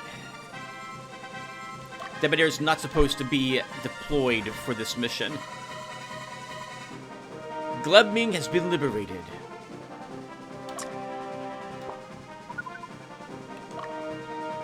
No hostiles spawned, so maybe it doesn't matter. We'll still take a few other cities at night to see if it does spawn other enemies for us. But I'm getting the impression that it doesn't work that way then in this mission if it didn't happen right away. Clifford, what do the people think of the demons in this area?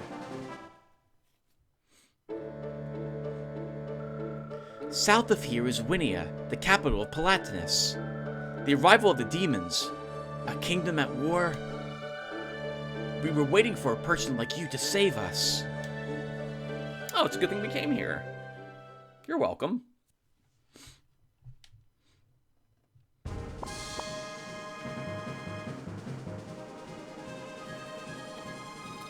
Yep, that's it.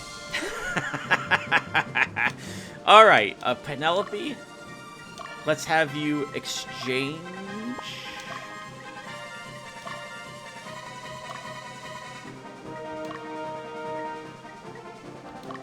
I normally wouldn't mind just waiting to the end of the mission and then using the Witch's Den, but Penelope kind of needs the experience points, and keeping her back here is not going to help.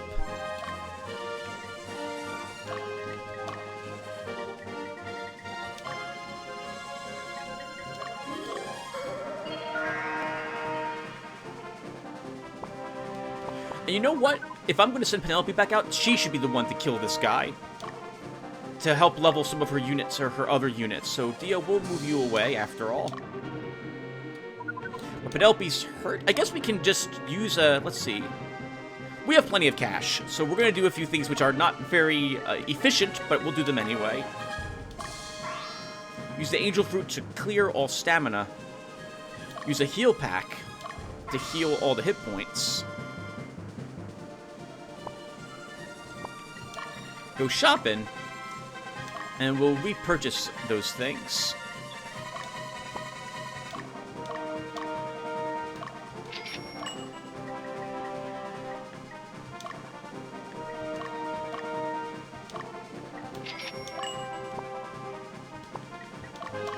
Penelope can go out and try to get some vengeance.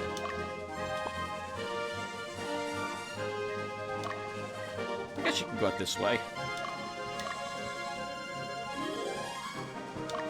Over here, you guys are now hopefully fully recovered. Probably close enough. We'll have Dismas lead the charge south. Bumba. Looks like we can keep moving you south.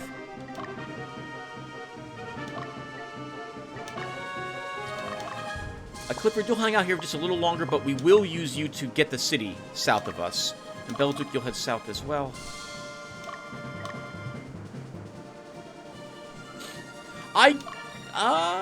No, not quite yet. I was about to say that since we're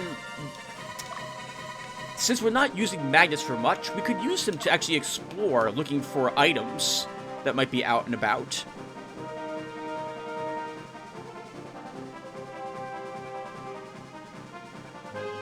But I don't want to leave my city completely undefended.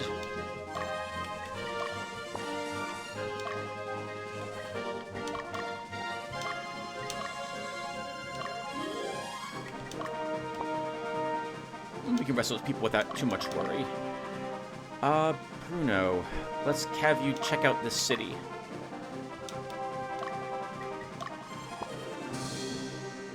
Clifford, by now you are hopefully fully healed. Let's move you south.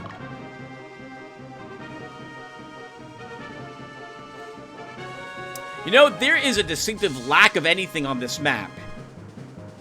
Some tricky battle, a tricky battle at the beginning of the game, but then nothing else. Yeah, I don't see any hostiles. Dio, let's move you towards the city. But Debonair is the one who has to actually liberate it. We could capture a city and make up for it if we successfully liberate other places, but I am a little nervous that we will accidentally capture a few of these places. So we're going to use Clifford and Debonair for all of our liberation purposes.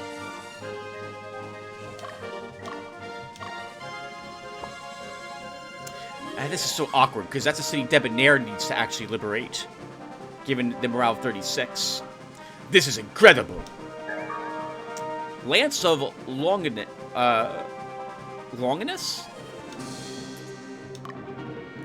I feel like I should know that name, but I do not know that name.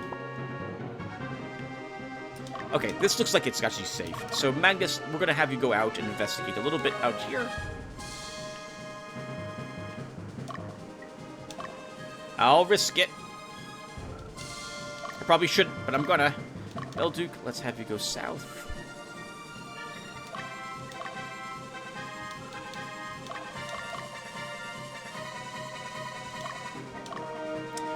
If I'm not going to take the city, and there's nothing else around it, maybe we should actually just do the area... I kind of don't want to do the area exploration during an actual scene.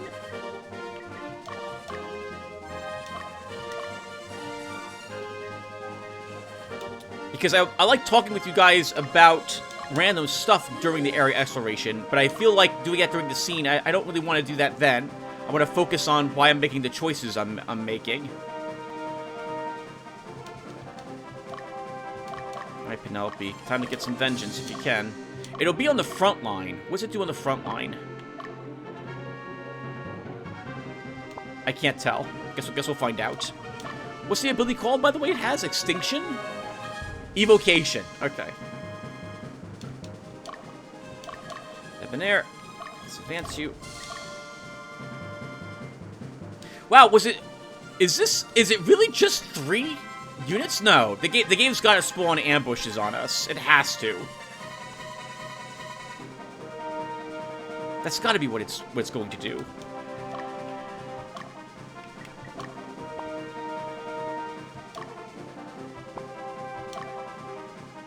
No, Europa, you can't take that city. You can't do it.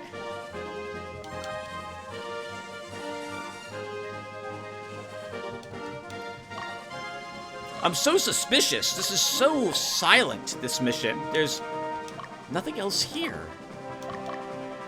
Maybe there's a large legion down near the city, but I doubt it. I guess we'll go to the witch's den and secure that city with you, Bumba. Europa will eventually make their way over with you.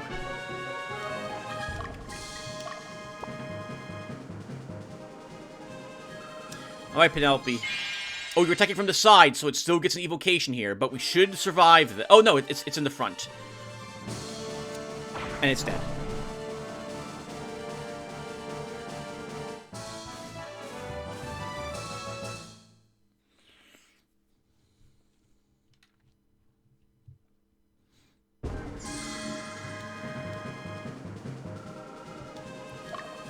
Dismiss. We can rest you. Clifford. If we do have battles, I want to make sure our people are well rested before they occur.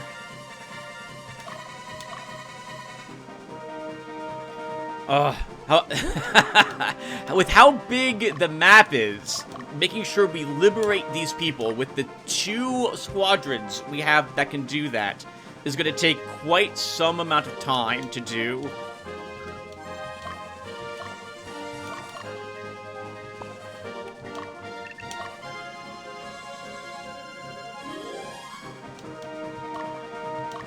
I am very suspicious about how there's nothing around. And I guess we are going to sneak in some area exploration that I'm going to forget that I did. Bruno, this is the evil city down there. So you're going to have to make your way all the way down there.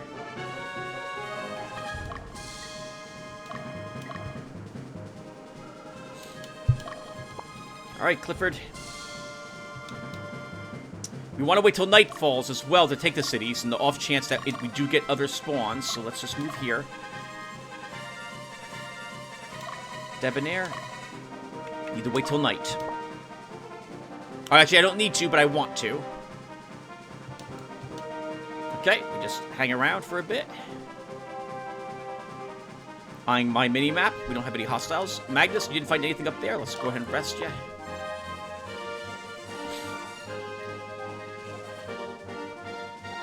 Once it's 19, we can go ahead and head into the cities. Bumba. Rest you in the forest. Okay, let's do it.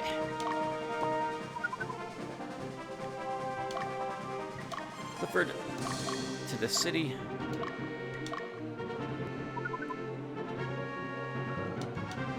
Yep, Debonair. Let's go ahead and move you to the city.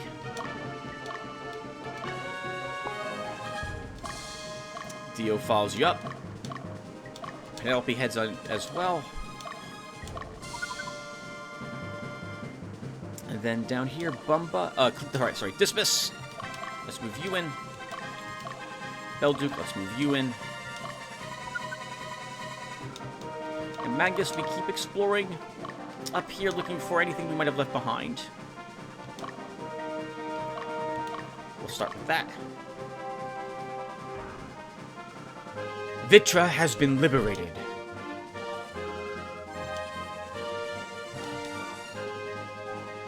No hostiles spawned. Not a single one of them.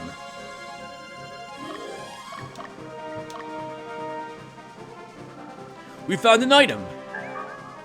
Another love and peace. Useful. Kelman has been liberated. What the heck, game? There's nothing to fight here. Maybe it's because of the order in which I did things.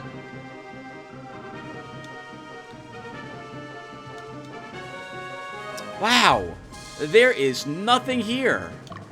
Maybe I should be taking the cities during the day. We'll try that next, I guess.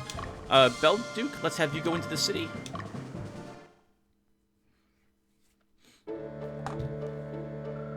Have you seen the snowfield north of the mountains? That's the Northern Terrace.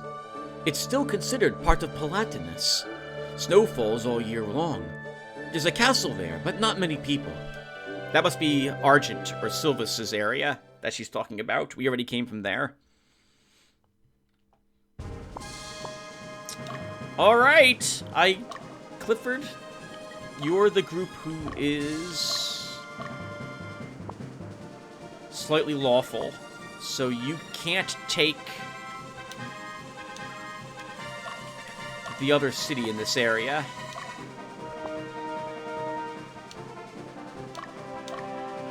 Well, crap! I guess we will do some area exploration. There's nothing to kill out here.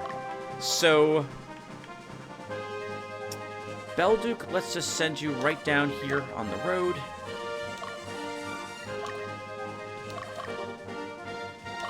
Dismas will have you investigate the mountains and come up here.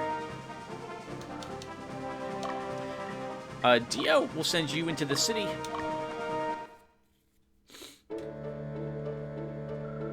The Kaguna's order is finished, but I don't think this is the end. There are 16 groups in Lotus, 5 in Gallus, the capital alone. Even the Pope has his own group of knights. Yeah, that's what I thought. Lotus is made up of more than just the Kaguna's order. This is just one group of knights. And they're strong, and they've been used to further their great crusade. But there are other powerful groups out there, too.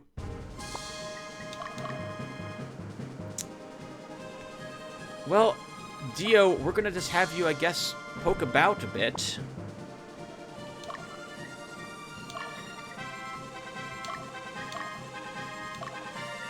And Debonair, we'll send you south.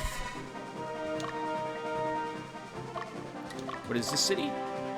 31. Okay, so that's the one for you, next Debonair.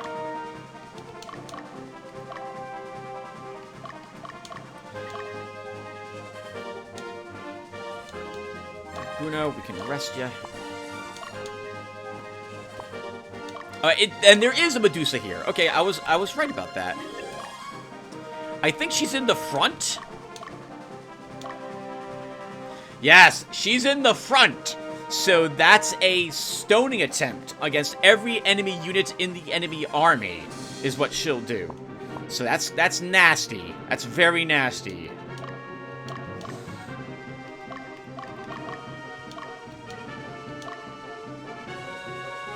And once it hits 9 o'clock, Bumba will have you go into the city. Let's do it. Bruno, we move you over here.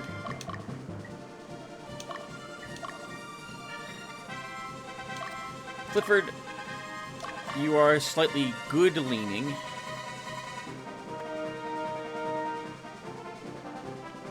I don't think actually there's any other cities we need you to liberate. I think it was just that one. So we'll have you do some area exploration instead.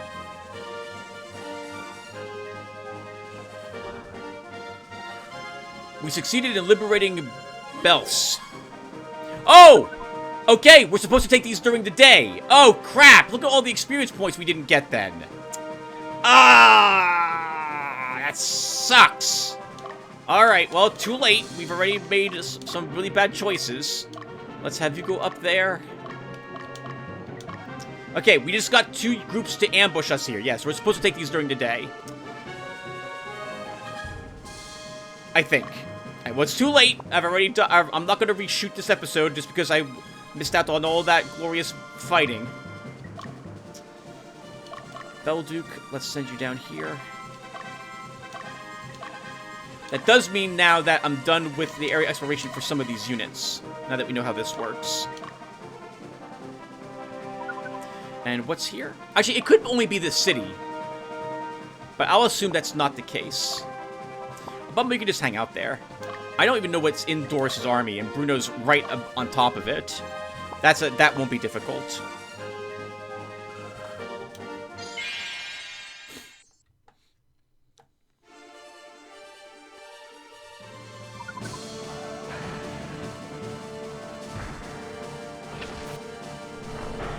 Oh my god, you guys are slaughtering her! Oh, good for you! Wow!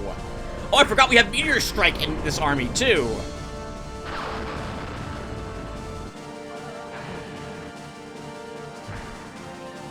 Good dodge there, Gina.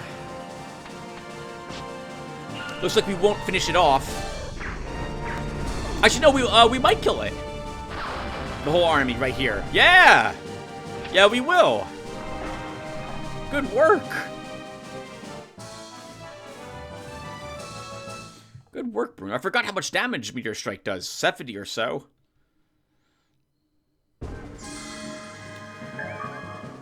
I can't even pronounce that. Breedablick? Breedablick. Think of all the items we're not going to get now that we didn't have any of these other battles. Bruno, let's move you back down here. And Europa, you'll head down here too.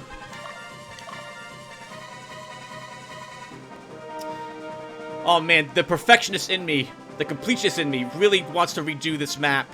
But I can't, guys. There's no reloading, or as very little of that as possible. You just hang out there and rest Magnus for a bit.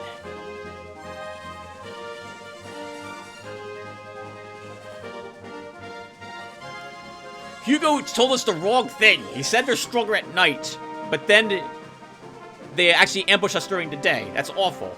Maybe they actually do more damage at night. I don't think the demons work that way, though, unless there's something special about this particular mission.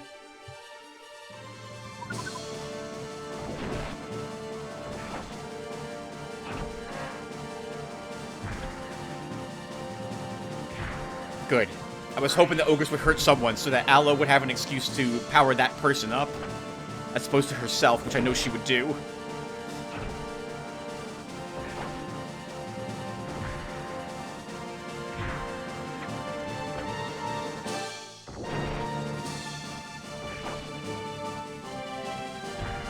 Good guard, Troy.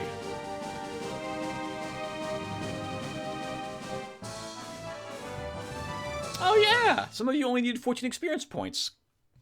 That was perfect. Like, you actually needed just 14 experience points to level, and all you got it. Who needed it? Bamba!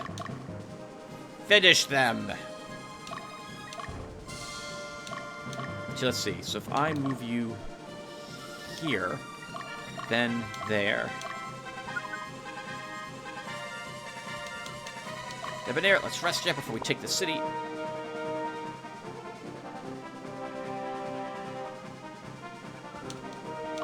Bruno, we rest you.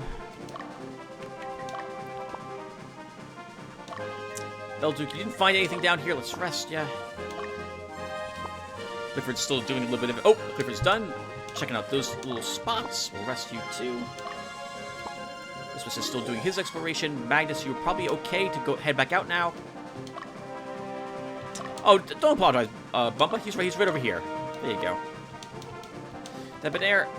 We want to wait till daylight, right? We discovered that that's what we want to do. Or at least I think that's what we have to do. Is it really weird? Is it really weird that, like, the game tries to give you hints as to how you do these missions without doing battles, but you don't care about that. In fact, you want the opposite. You want to do as many fights as possible.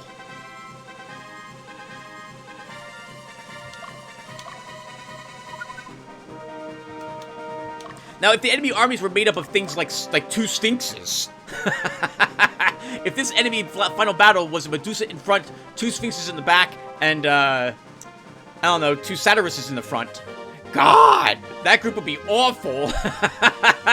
I'd be like, no, we're skipping. We are totally 100% skipping this area because we can't defeat the final boss without significant losses. Although they did put the Witch's Den right next to this area, probably specifically because they knew people were going to end up being stoned. But I don't want you actually taking that city.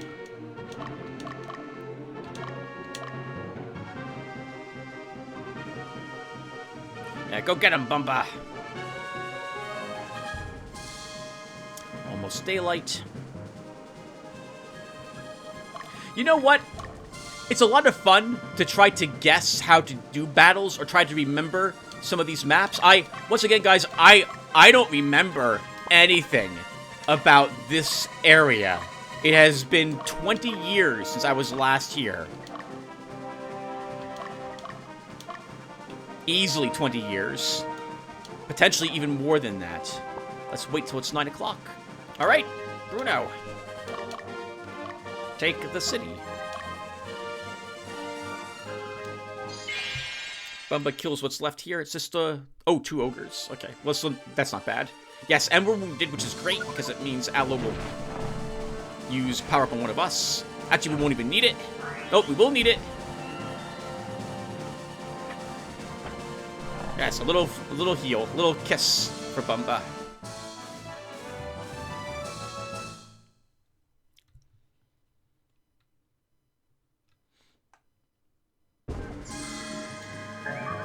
Cup of life, extra hit points. Nice.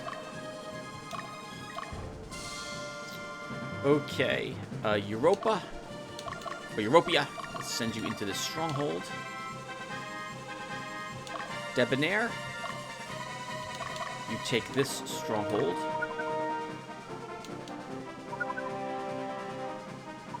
Okay, that's good. Dio, you move in here too. Same thing with Penelope. You know, it just occurred to me, we started this map at night, which meant we would take these places during the day, which is probably what you're normally supposed to do, so that you can see that you get ambushed during the day. Let's see what happens when we take these 2 cities. Hey, I liberated Fort Lebedia. Yep, okay, that's what we're supposed to do. We have more battles, Europa. Whatever's in this army, you're gonna kill it. What's in this army? Oh, that's another easy battle. Belduke, can you fight her?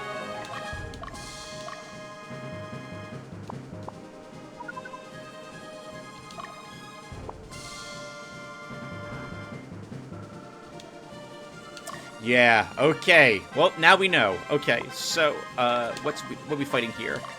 Fink. Black Knight, 2 ogres. Satyrus, 2 ogres. Lots of ogres in these groups. Okay, so...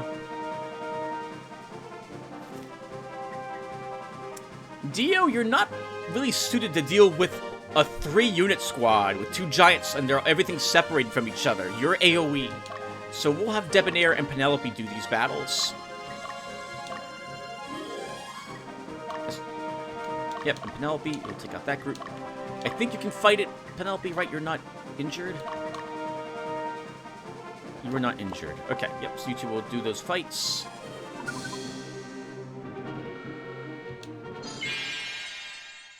Actually, Debonair wasn't supposed to be deployed, so you probably don't want to use him here. Come on, atmosphere. Give us an atmosphere here, you two in the back. Nope, not doing it. Maybe we should give you guys a unity flag. That's still good damage, but I really want an atmosphere. Actually, we'll be giving Saradin, I'm pretty sure, the Armageddon book when we find it. Oh, Dark Blaze on their side. Oh, but no damage to Europa. She's immune to Bane, thanks to Starry Sky. There's our atmosphere. Let's see how you guys like it.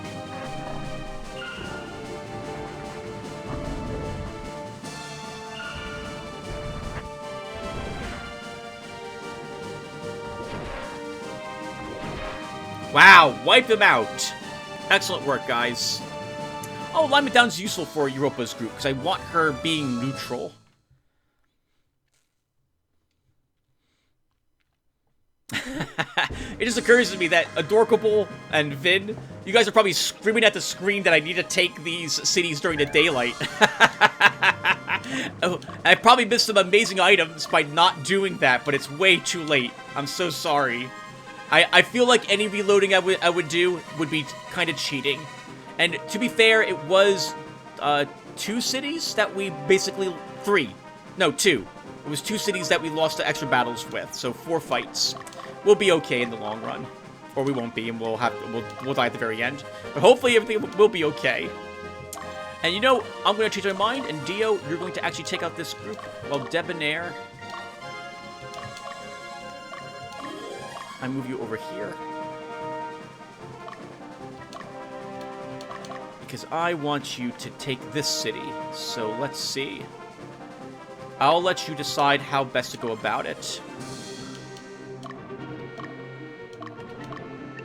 Okay, I don't think we actually walked into this city, so let's do so with Bumba. Is this the end? The end of peaceful human existence? This is the destiny we chose for ourselves, the natural consequence of our deeds. We still have hope, as long as people like you are here. May God bless you. Aww. I don't think this is the end, though. We stopped the demon portal, so the demons aren't, as far as I'm aware, they're not warping in more of their kind. Yeah! Belduke slamming into that group from the side. Oh, nice, and it's out of formation pretty badly.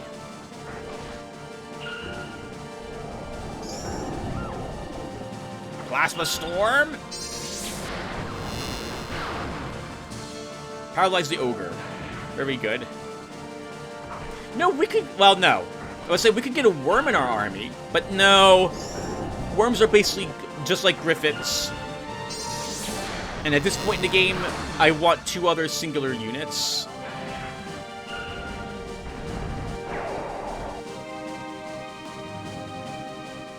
Oh, very good. Belduke gets the little bit of experience points she needed to level up 4 of her units. That's really nice. Because that leaves us all that delicious experience points we can give to someone else if we want it.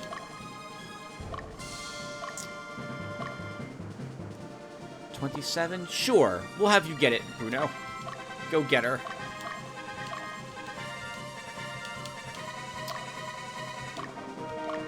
And I guess we'll have you go into this fort. Europia. Damn! The demons are here! What the hell's going on? Why is this happening so suddenly? Is this the Ogre battle? Are they trying to take away our land? I think, if I remember the conversation with the Medusa, they just wanted to exist in peace with humans or something like that here. Or they thought they could, like, be leaders and people would respect them. And it's not the case at all. I remember feeling kind of bad for the poor demons in this area. We'll see how accurate my memory is, though. Good hit, whoever you were. I don't remember the names of most of the people in this squadron. There you go again, wasting that big heal, Aisha. Good guard. Holy crap, you're on fire. Who are you? I can't tell. I'd have to move by... So you guys can't ever see it, obviously. But I have a spreadsheet open, but it's not big enough for me to see all the characters. And so I have to go and click on it if I want to actually move the slider on it around. But if I do that, the game's going to pause. And if that happens, I'm going to have audio issues with the game.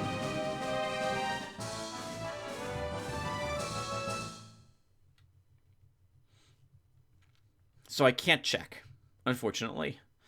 Probably should print it. Penelope, do you need that experience points? You're level 29? Ayesha does. Yep. Keep going at him. Wipe him out.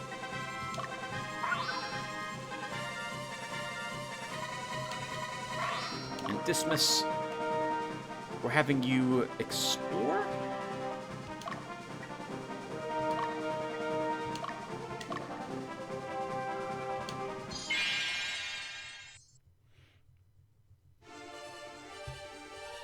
Grumbly, I'm worried about you.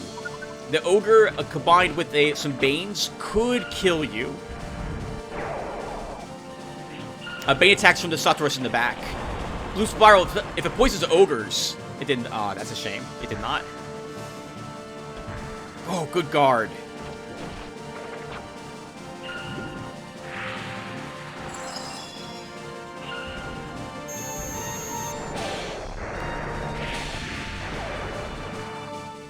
Nice. Paralyzed the one Ogre I was worried about. Wow!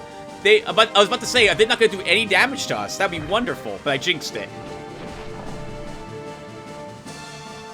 And Grumbly levels up.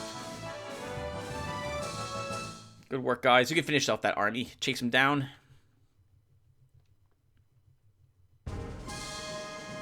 Chase them down.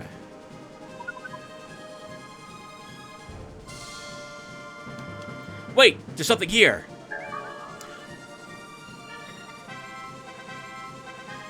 Alright, that's the last Dragonite book. Annihilation. Annihilation always struck me as being very similar to Comet, because I seem to remember it dropping a bunch of small meteors or something like that from the sky. So we'll see how accurate my memory is in that regard as well. Europa, I guess we'll have you advance up here. Magnus, we can rest you. Poor Magnus, nothing to do. He's just hanging around, camping with his friends up in the mountains.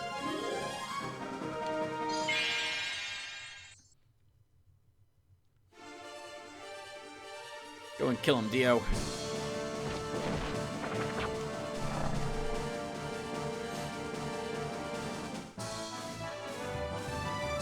"12 experience for an Ogre, so we were higher level than it by at least one level. Flame Flail, that's garbage. Dio, let's have you come down here with everyone else now.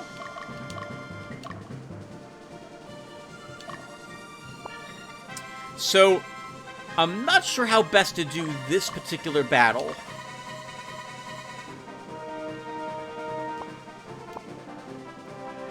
We may lose quite a few people to stoning. Oh, what are we doing? Clifford, we can't camp you because we have an army marching right towards you.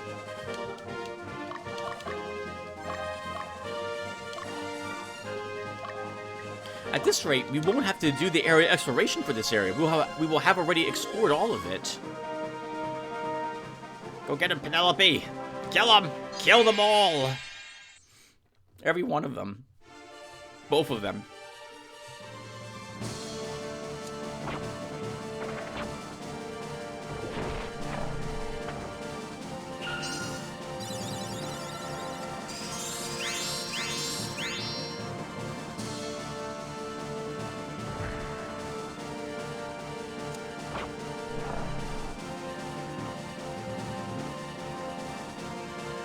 Very good.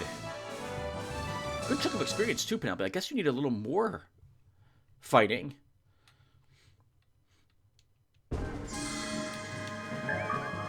Another Glamdring. We know these things are mass-produced. Alright, you'll explore up in this area. Some more area exploration. Bruno's tracking down the sorceress, what's left of her army. Belduke. Let's get you over here. Check it out! Angel fruit. Not very useful, but we have plenty of it. I thought for sure there'd be an item right here in this little snowy area. How about that? Yeah, I guess we're not gonna really have to do an area exploration. Well, no, I still want to, because I want to visit all these cities after we're done. So we're still gonna obviously do that, but it'll be a really short one next time.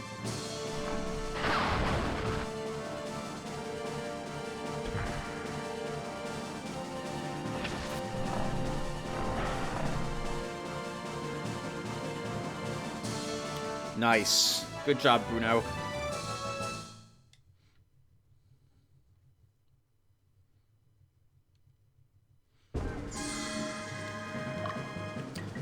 Rest ya.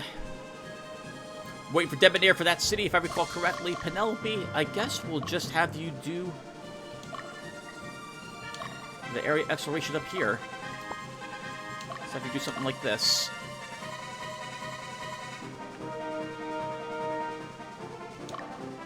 Bumba, since we're going to be waiting just a tad, we might as well have you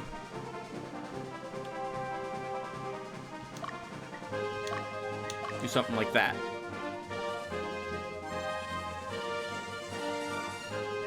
Debonair is on the way.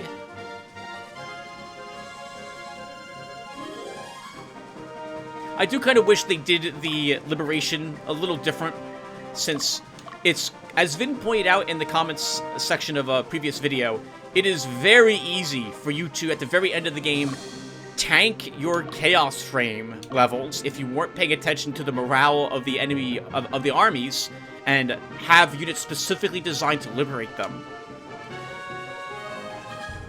Clifford, Lee, and Debonair are, and Europa to some extent, are great units because their morale is not so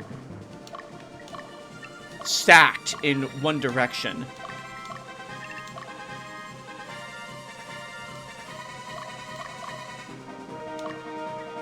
Bruno, what's your alignment? Sorry, how much spirit points do you have? 29? And 28? You could probably stand to have another battle, so we'll keep you here. Debonair, how about you? Oh, you're exhausted. Let's rest you. Oh, you could probably stand to have a battle after all, so. And Clifford.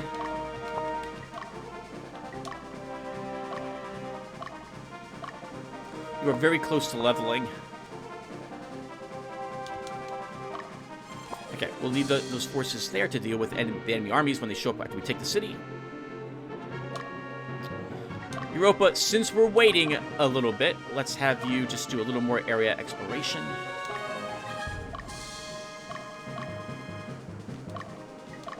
Can we go down across the mountain? We cannot. Okay, good. We've already explored, I think, up here. So, Belduke, we'll just have you go to the stronghold. Dismiss, I think we're up here already with Magnus. So, let's have you jump across the mountain.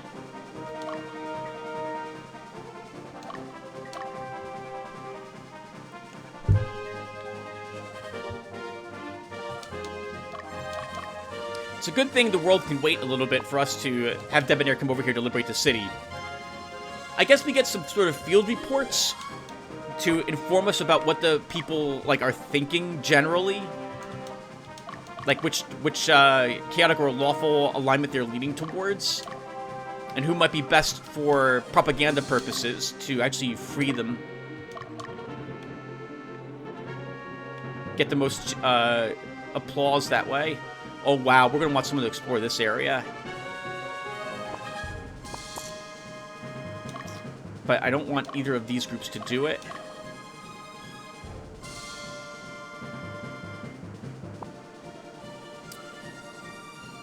How much spirit points do you have, Belduke?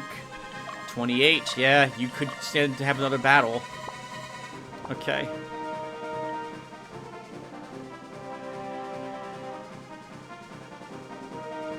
Penelope, there was nothing else up here, I see. Let's rest you. Bumba, rest you here. We're just waiting on Debonair, guys. I'm so sorry, but we need him down here to liberate the city. I guess we don't. We can let the Chaos Frame tank a little bit. Capturing one city isn't going to end us.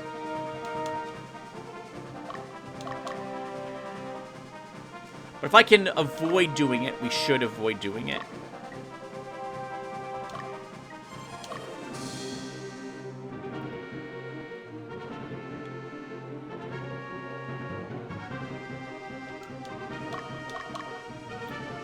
Let's have you go here.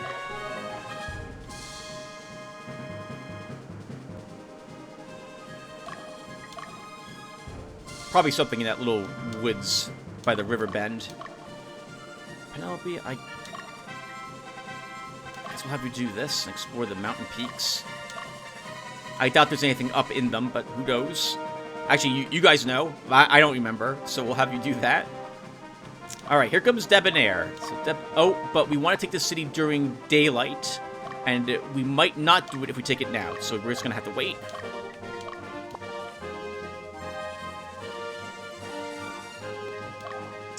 And I guess we'll start sending you guys towards the boss.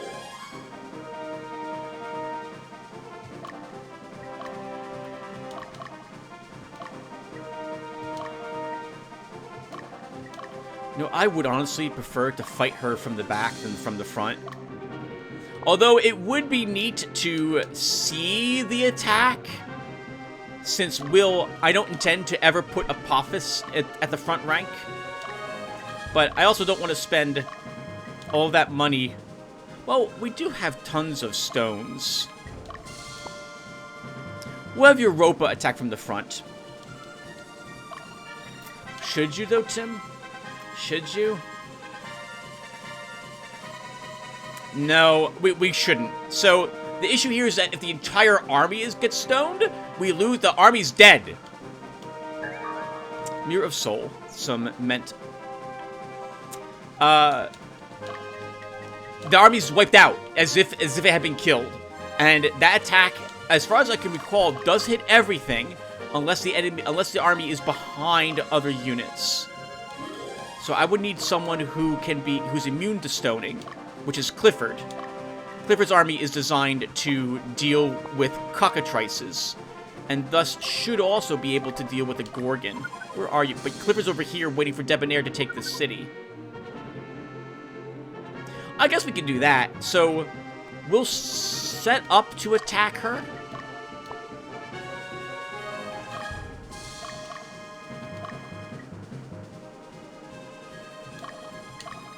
From behind with a few of my units. I gotta be really careful here because I don't want Europa deciding to go off the mountain to climb around it. I want her staying on the mountain until she reaches this part.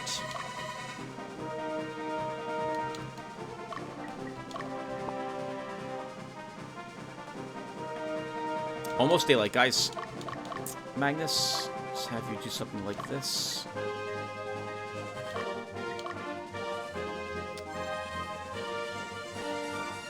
Okay, Debonair, take the city. That's good enough. Bruno, in you go. Clifford, in you go. Sondrio has been liberated. Alright, it looks like we have one enemy only that spawned to try to retake the city.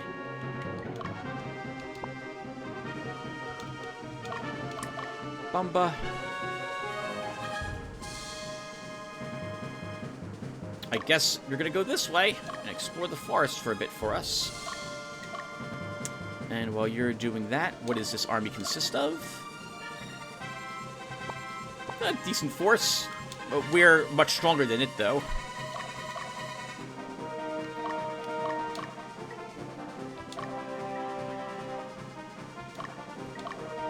So who wants that fight? I guess we could have Debonair do it.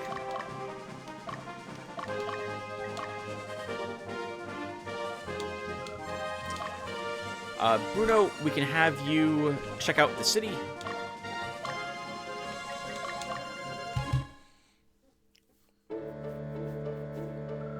Have you seen the odd-shaped inland sea to the north? A long time ago, this continent and the continent to the north were connected. How did they get separated? The progenitor... Oh, how did they get separated? The progenitor chopped the continent in two. I wonder if that's really true.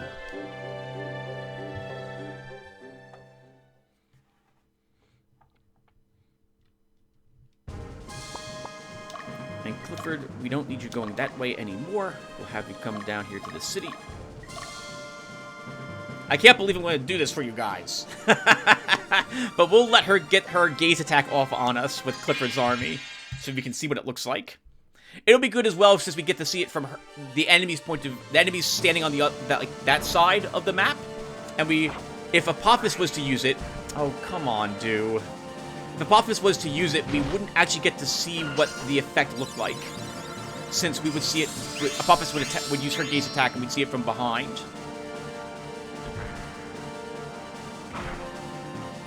Oh, wow. Did we lose Gil... No, okay, we good. We did not lose Gilbert.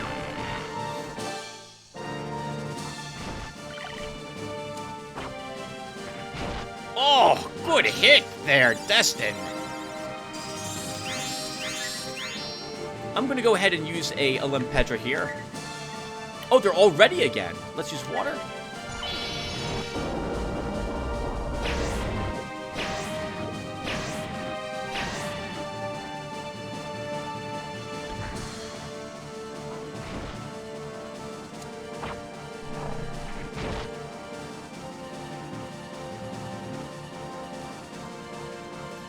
Yep, the skeleton gets back up. That's no problem. We can chase after them. Dude, I'm really disappointed. I hate that when she uses the ability on herself 99% of the time. I should really just drop her at this point. The AI is not making the best choices, in my opinion. And Clifford may be the one to actually engage them first. Bruno? I guess we'll have you explore the forest in this direction.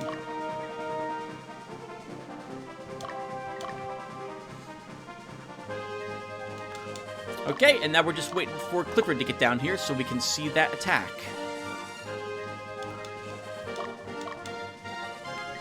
And I guess we'll have to make sure you guys will attack our group from behind.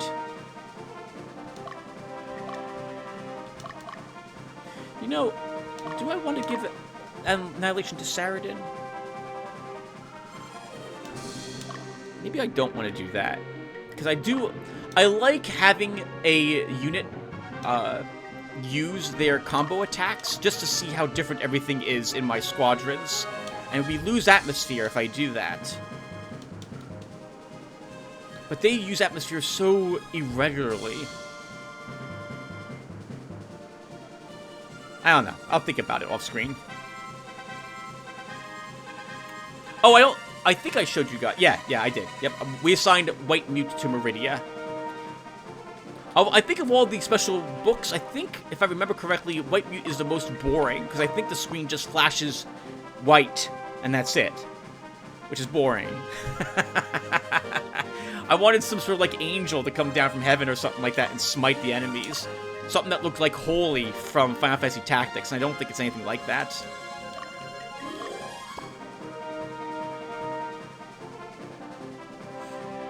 I wonder what the enemy army thinks, knowing or not knowing that the only reason I'm not attacking them is because I want the Medusa to attack me from to use her gaze ability, so I can show it off to my YouTube viewers. Just sort of like, what the heck? This wasn't even a thing we thought about back in this Age of Ogre battle.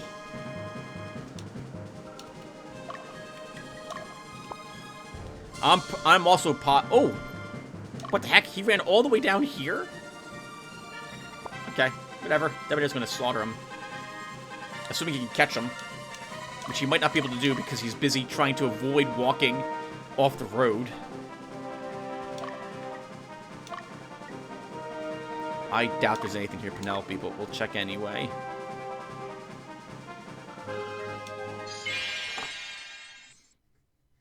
I suppose I should attempt to leave wounded people in Debonair's army, because that will encourage Do, yep, to use Bless. A Bless to power up a wounded person.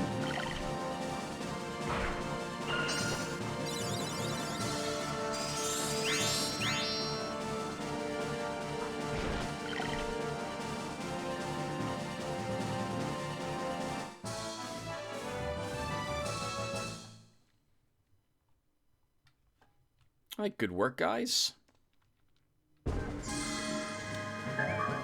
Champion statue. I do wonder what I missed by not having other groups to fight. But it's only like a hair. But I do need to investigate that spot.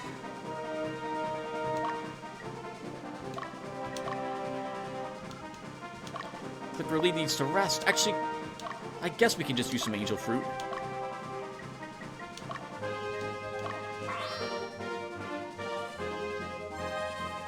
Let me check his army really quick as well. Actually, I don't think I can check what equipment... I can't see what equipment he has here. Alright, but we can do it from here. So, Clifford, where are you? So, Clifford has no protection from petrification, but Reynold has the hollowed shield, so he's immune to it. He-Hulk is also immune to it. And with the Celestial Veil, Cassandra is immune to it. Well, you know what we could do?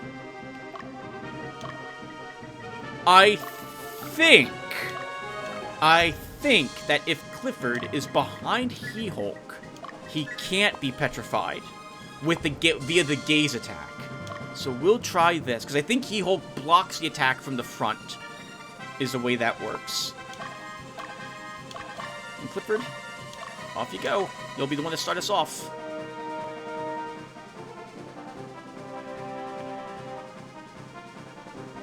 Fun mission. Fun mission. Though I wish Shugo hadn't lied to me about the enemy armies. It was probably 4 battles that we missed. I wonder... I'm going to be kicking myself, wondering what items it was that those groups would have dropped normally. That's too late. And we did the whole area exploration of this zone also, as far as I'm aware. So we'll just visit the cities next time. Alright, here we go. And we're attacking at night, because of course we can.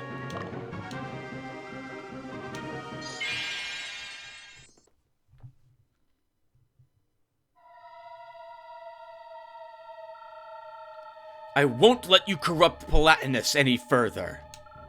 Go back to whence you came. Do not interfere, humans. Do not interfere with your king's ambition. The return of our queen. Oh, never mind. All right. I thought they were like, we just want to get along. Nope, not at all. Oh, we have the epic combat music. Oh, it affects everyone. Okay, so much for Clifford. Sorry, Clifford. You constantly get debuffed, stoned, and everything. We need to find something to give you to stop this from happening.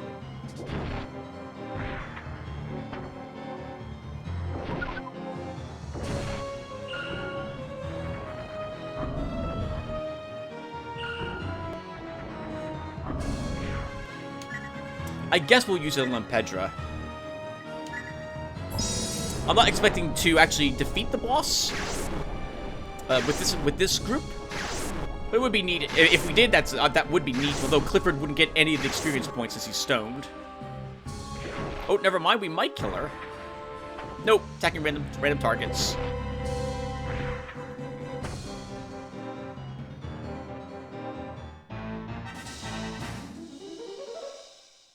Clifford, I'm so sorry, man. I'm so sorry. You never make any of your saving throws. What the heck is happening? What on earth? Yeah, what on earth is correct, because Earth attack petrified you, Clifford. Let's see. So we gotta change the leader. Actually, no, we don't. We just have to use an item. Stop. Use an item. Revive stone. Clifford. So maybe you should have been directly behind the Paladin, after all, and maybe that shield attack would have blocked. That's probably what would have happened.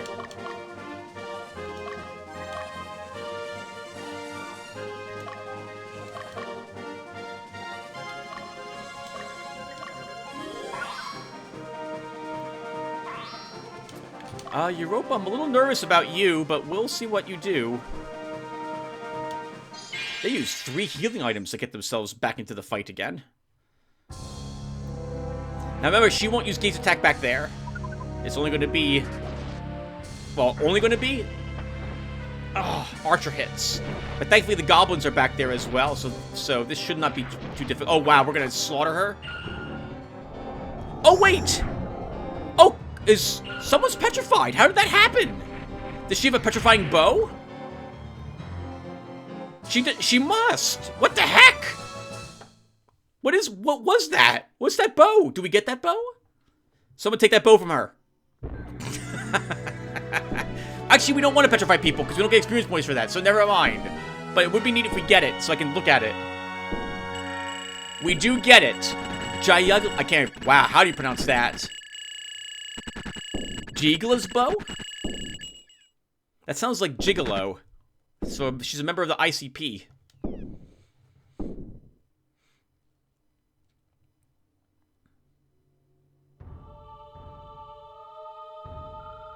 Why?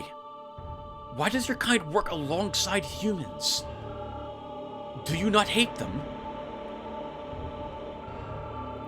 For the return of our queen, we can endure this. Above all, Lady Danica can only be awakened by a human of royal blood. The royal blood. Lady Danica and the royalty of Palatinus, they share the same blood. They are related.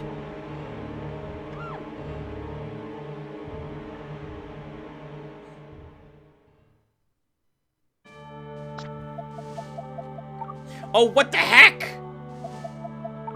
What the heck? We have another spot! So we'll be going there instead of Latium then, because I want to do all the places instead of Latium. I keep thinking we're like at the end of the game and there's one more mission to do. Alright, well before we do that everyone, I want to read the lore for some of the places we have been in this chapter, and I want to look at some of the items we picked up as well. So we're going to I'm going to do a little bit more on screen right now. We're going to go ahead and use one of our revive stones on who was it that got petrified? It was Julie, right? No, it was Europa's group. No, it wasn't. Crap, wait, who was it that attacked here? It was Belduke's group, wasn't it, Tim? Or... what can't I remember? Who's stoned? Who's stoned currently? It was one of our sorceresses, I thought.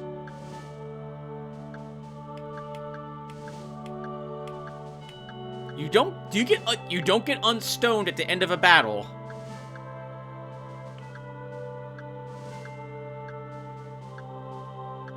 I'm so confused. It was Dio. Dio's group did the battle, and Julie was stoned, but now she's not?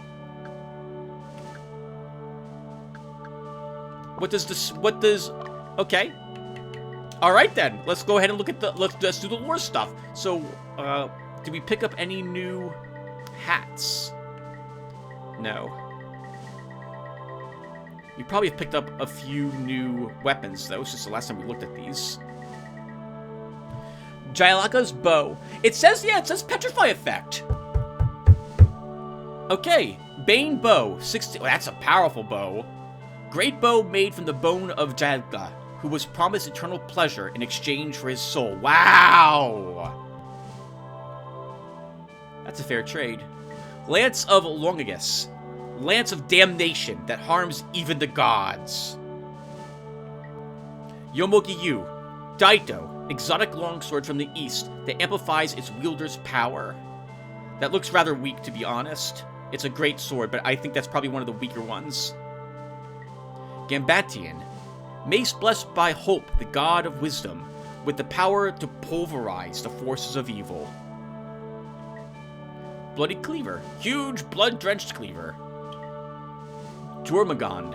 Staff made in the likeness of Jormungand, the gigantic serpent that encircles the world. Leviathan. Yeah, that's right. The flaming sword of Surt, said to consume the world by fire at the time of Ragnarok. There's a whole lot of weapons here that deal with the lore of the world ending. White Mute. Rare tome written by the ancient Draconites. It instantaneously freezes the atmosphere. I thought this was a virtue attack. It's a frost attack. It's water. Tempest is air. Meteor Strike is earth. White Mute is ice. Or water, sorry. Annihilation is fire. Rare tome written by the ancient Draconites. Annihilation casts a shower of flame to the earth. We don't have any new shields.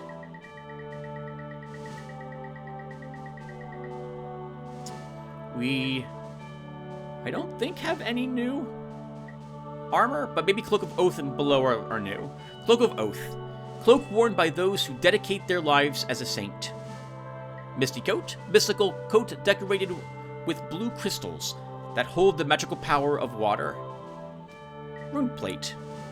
Balder armor engraved with runic inscriptions. Well, let's take a look at these.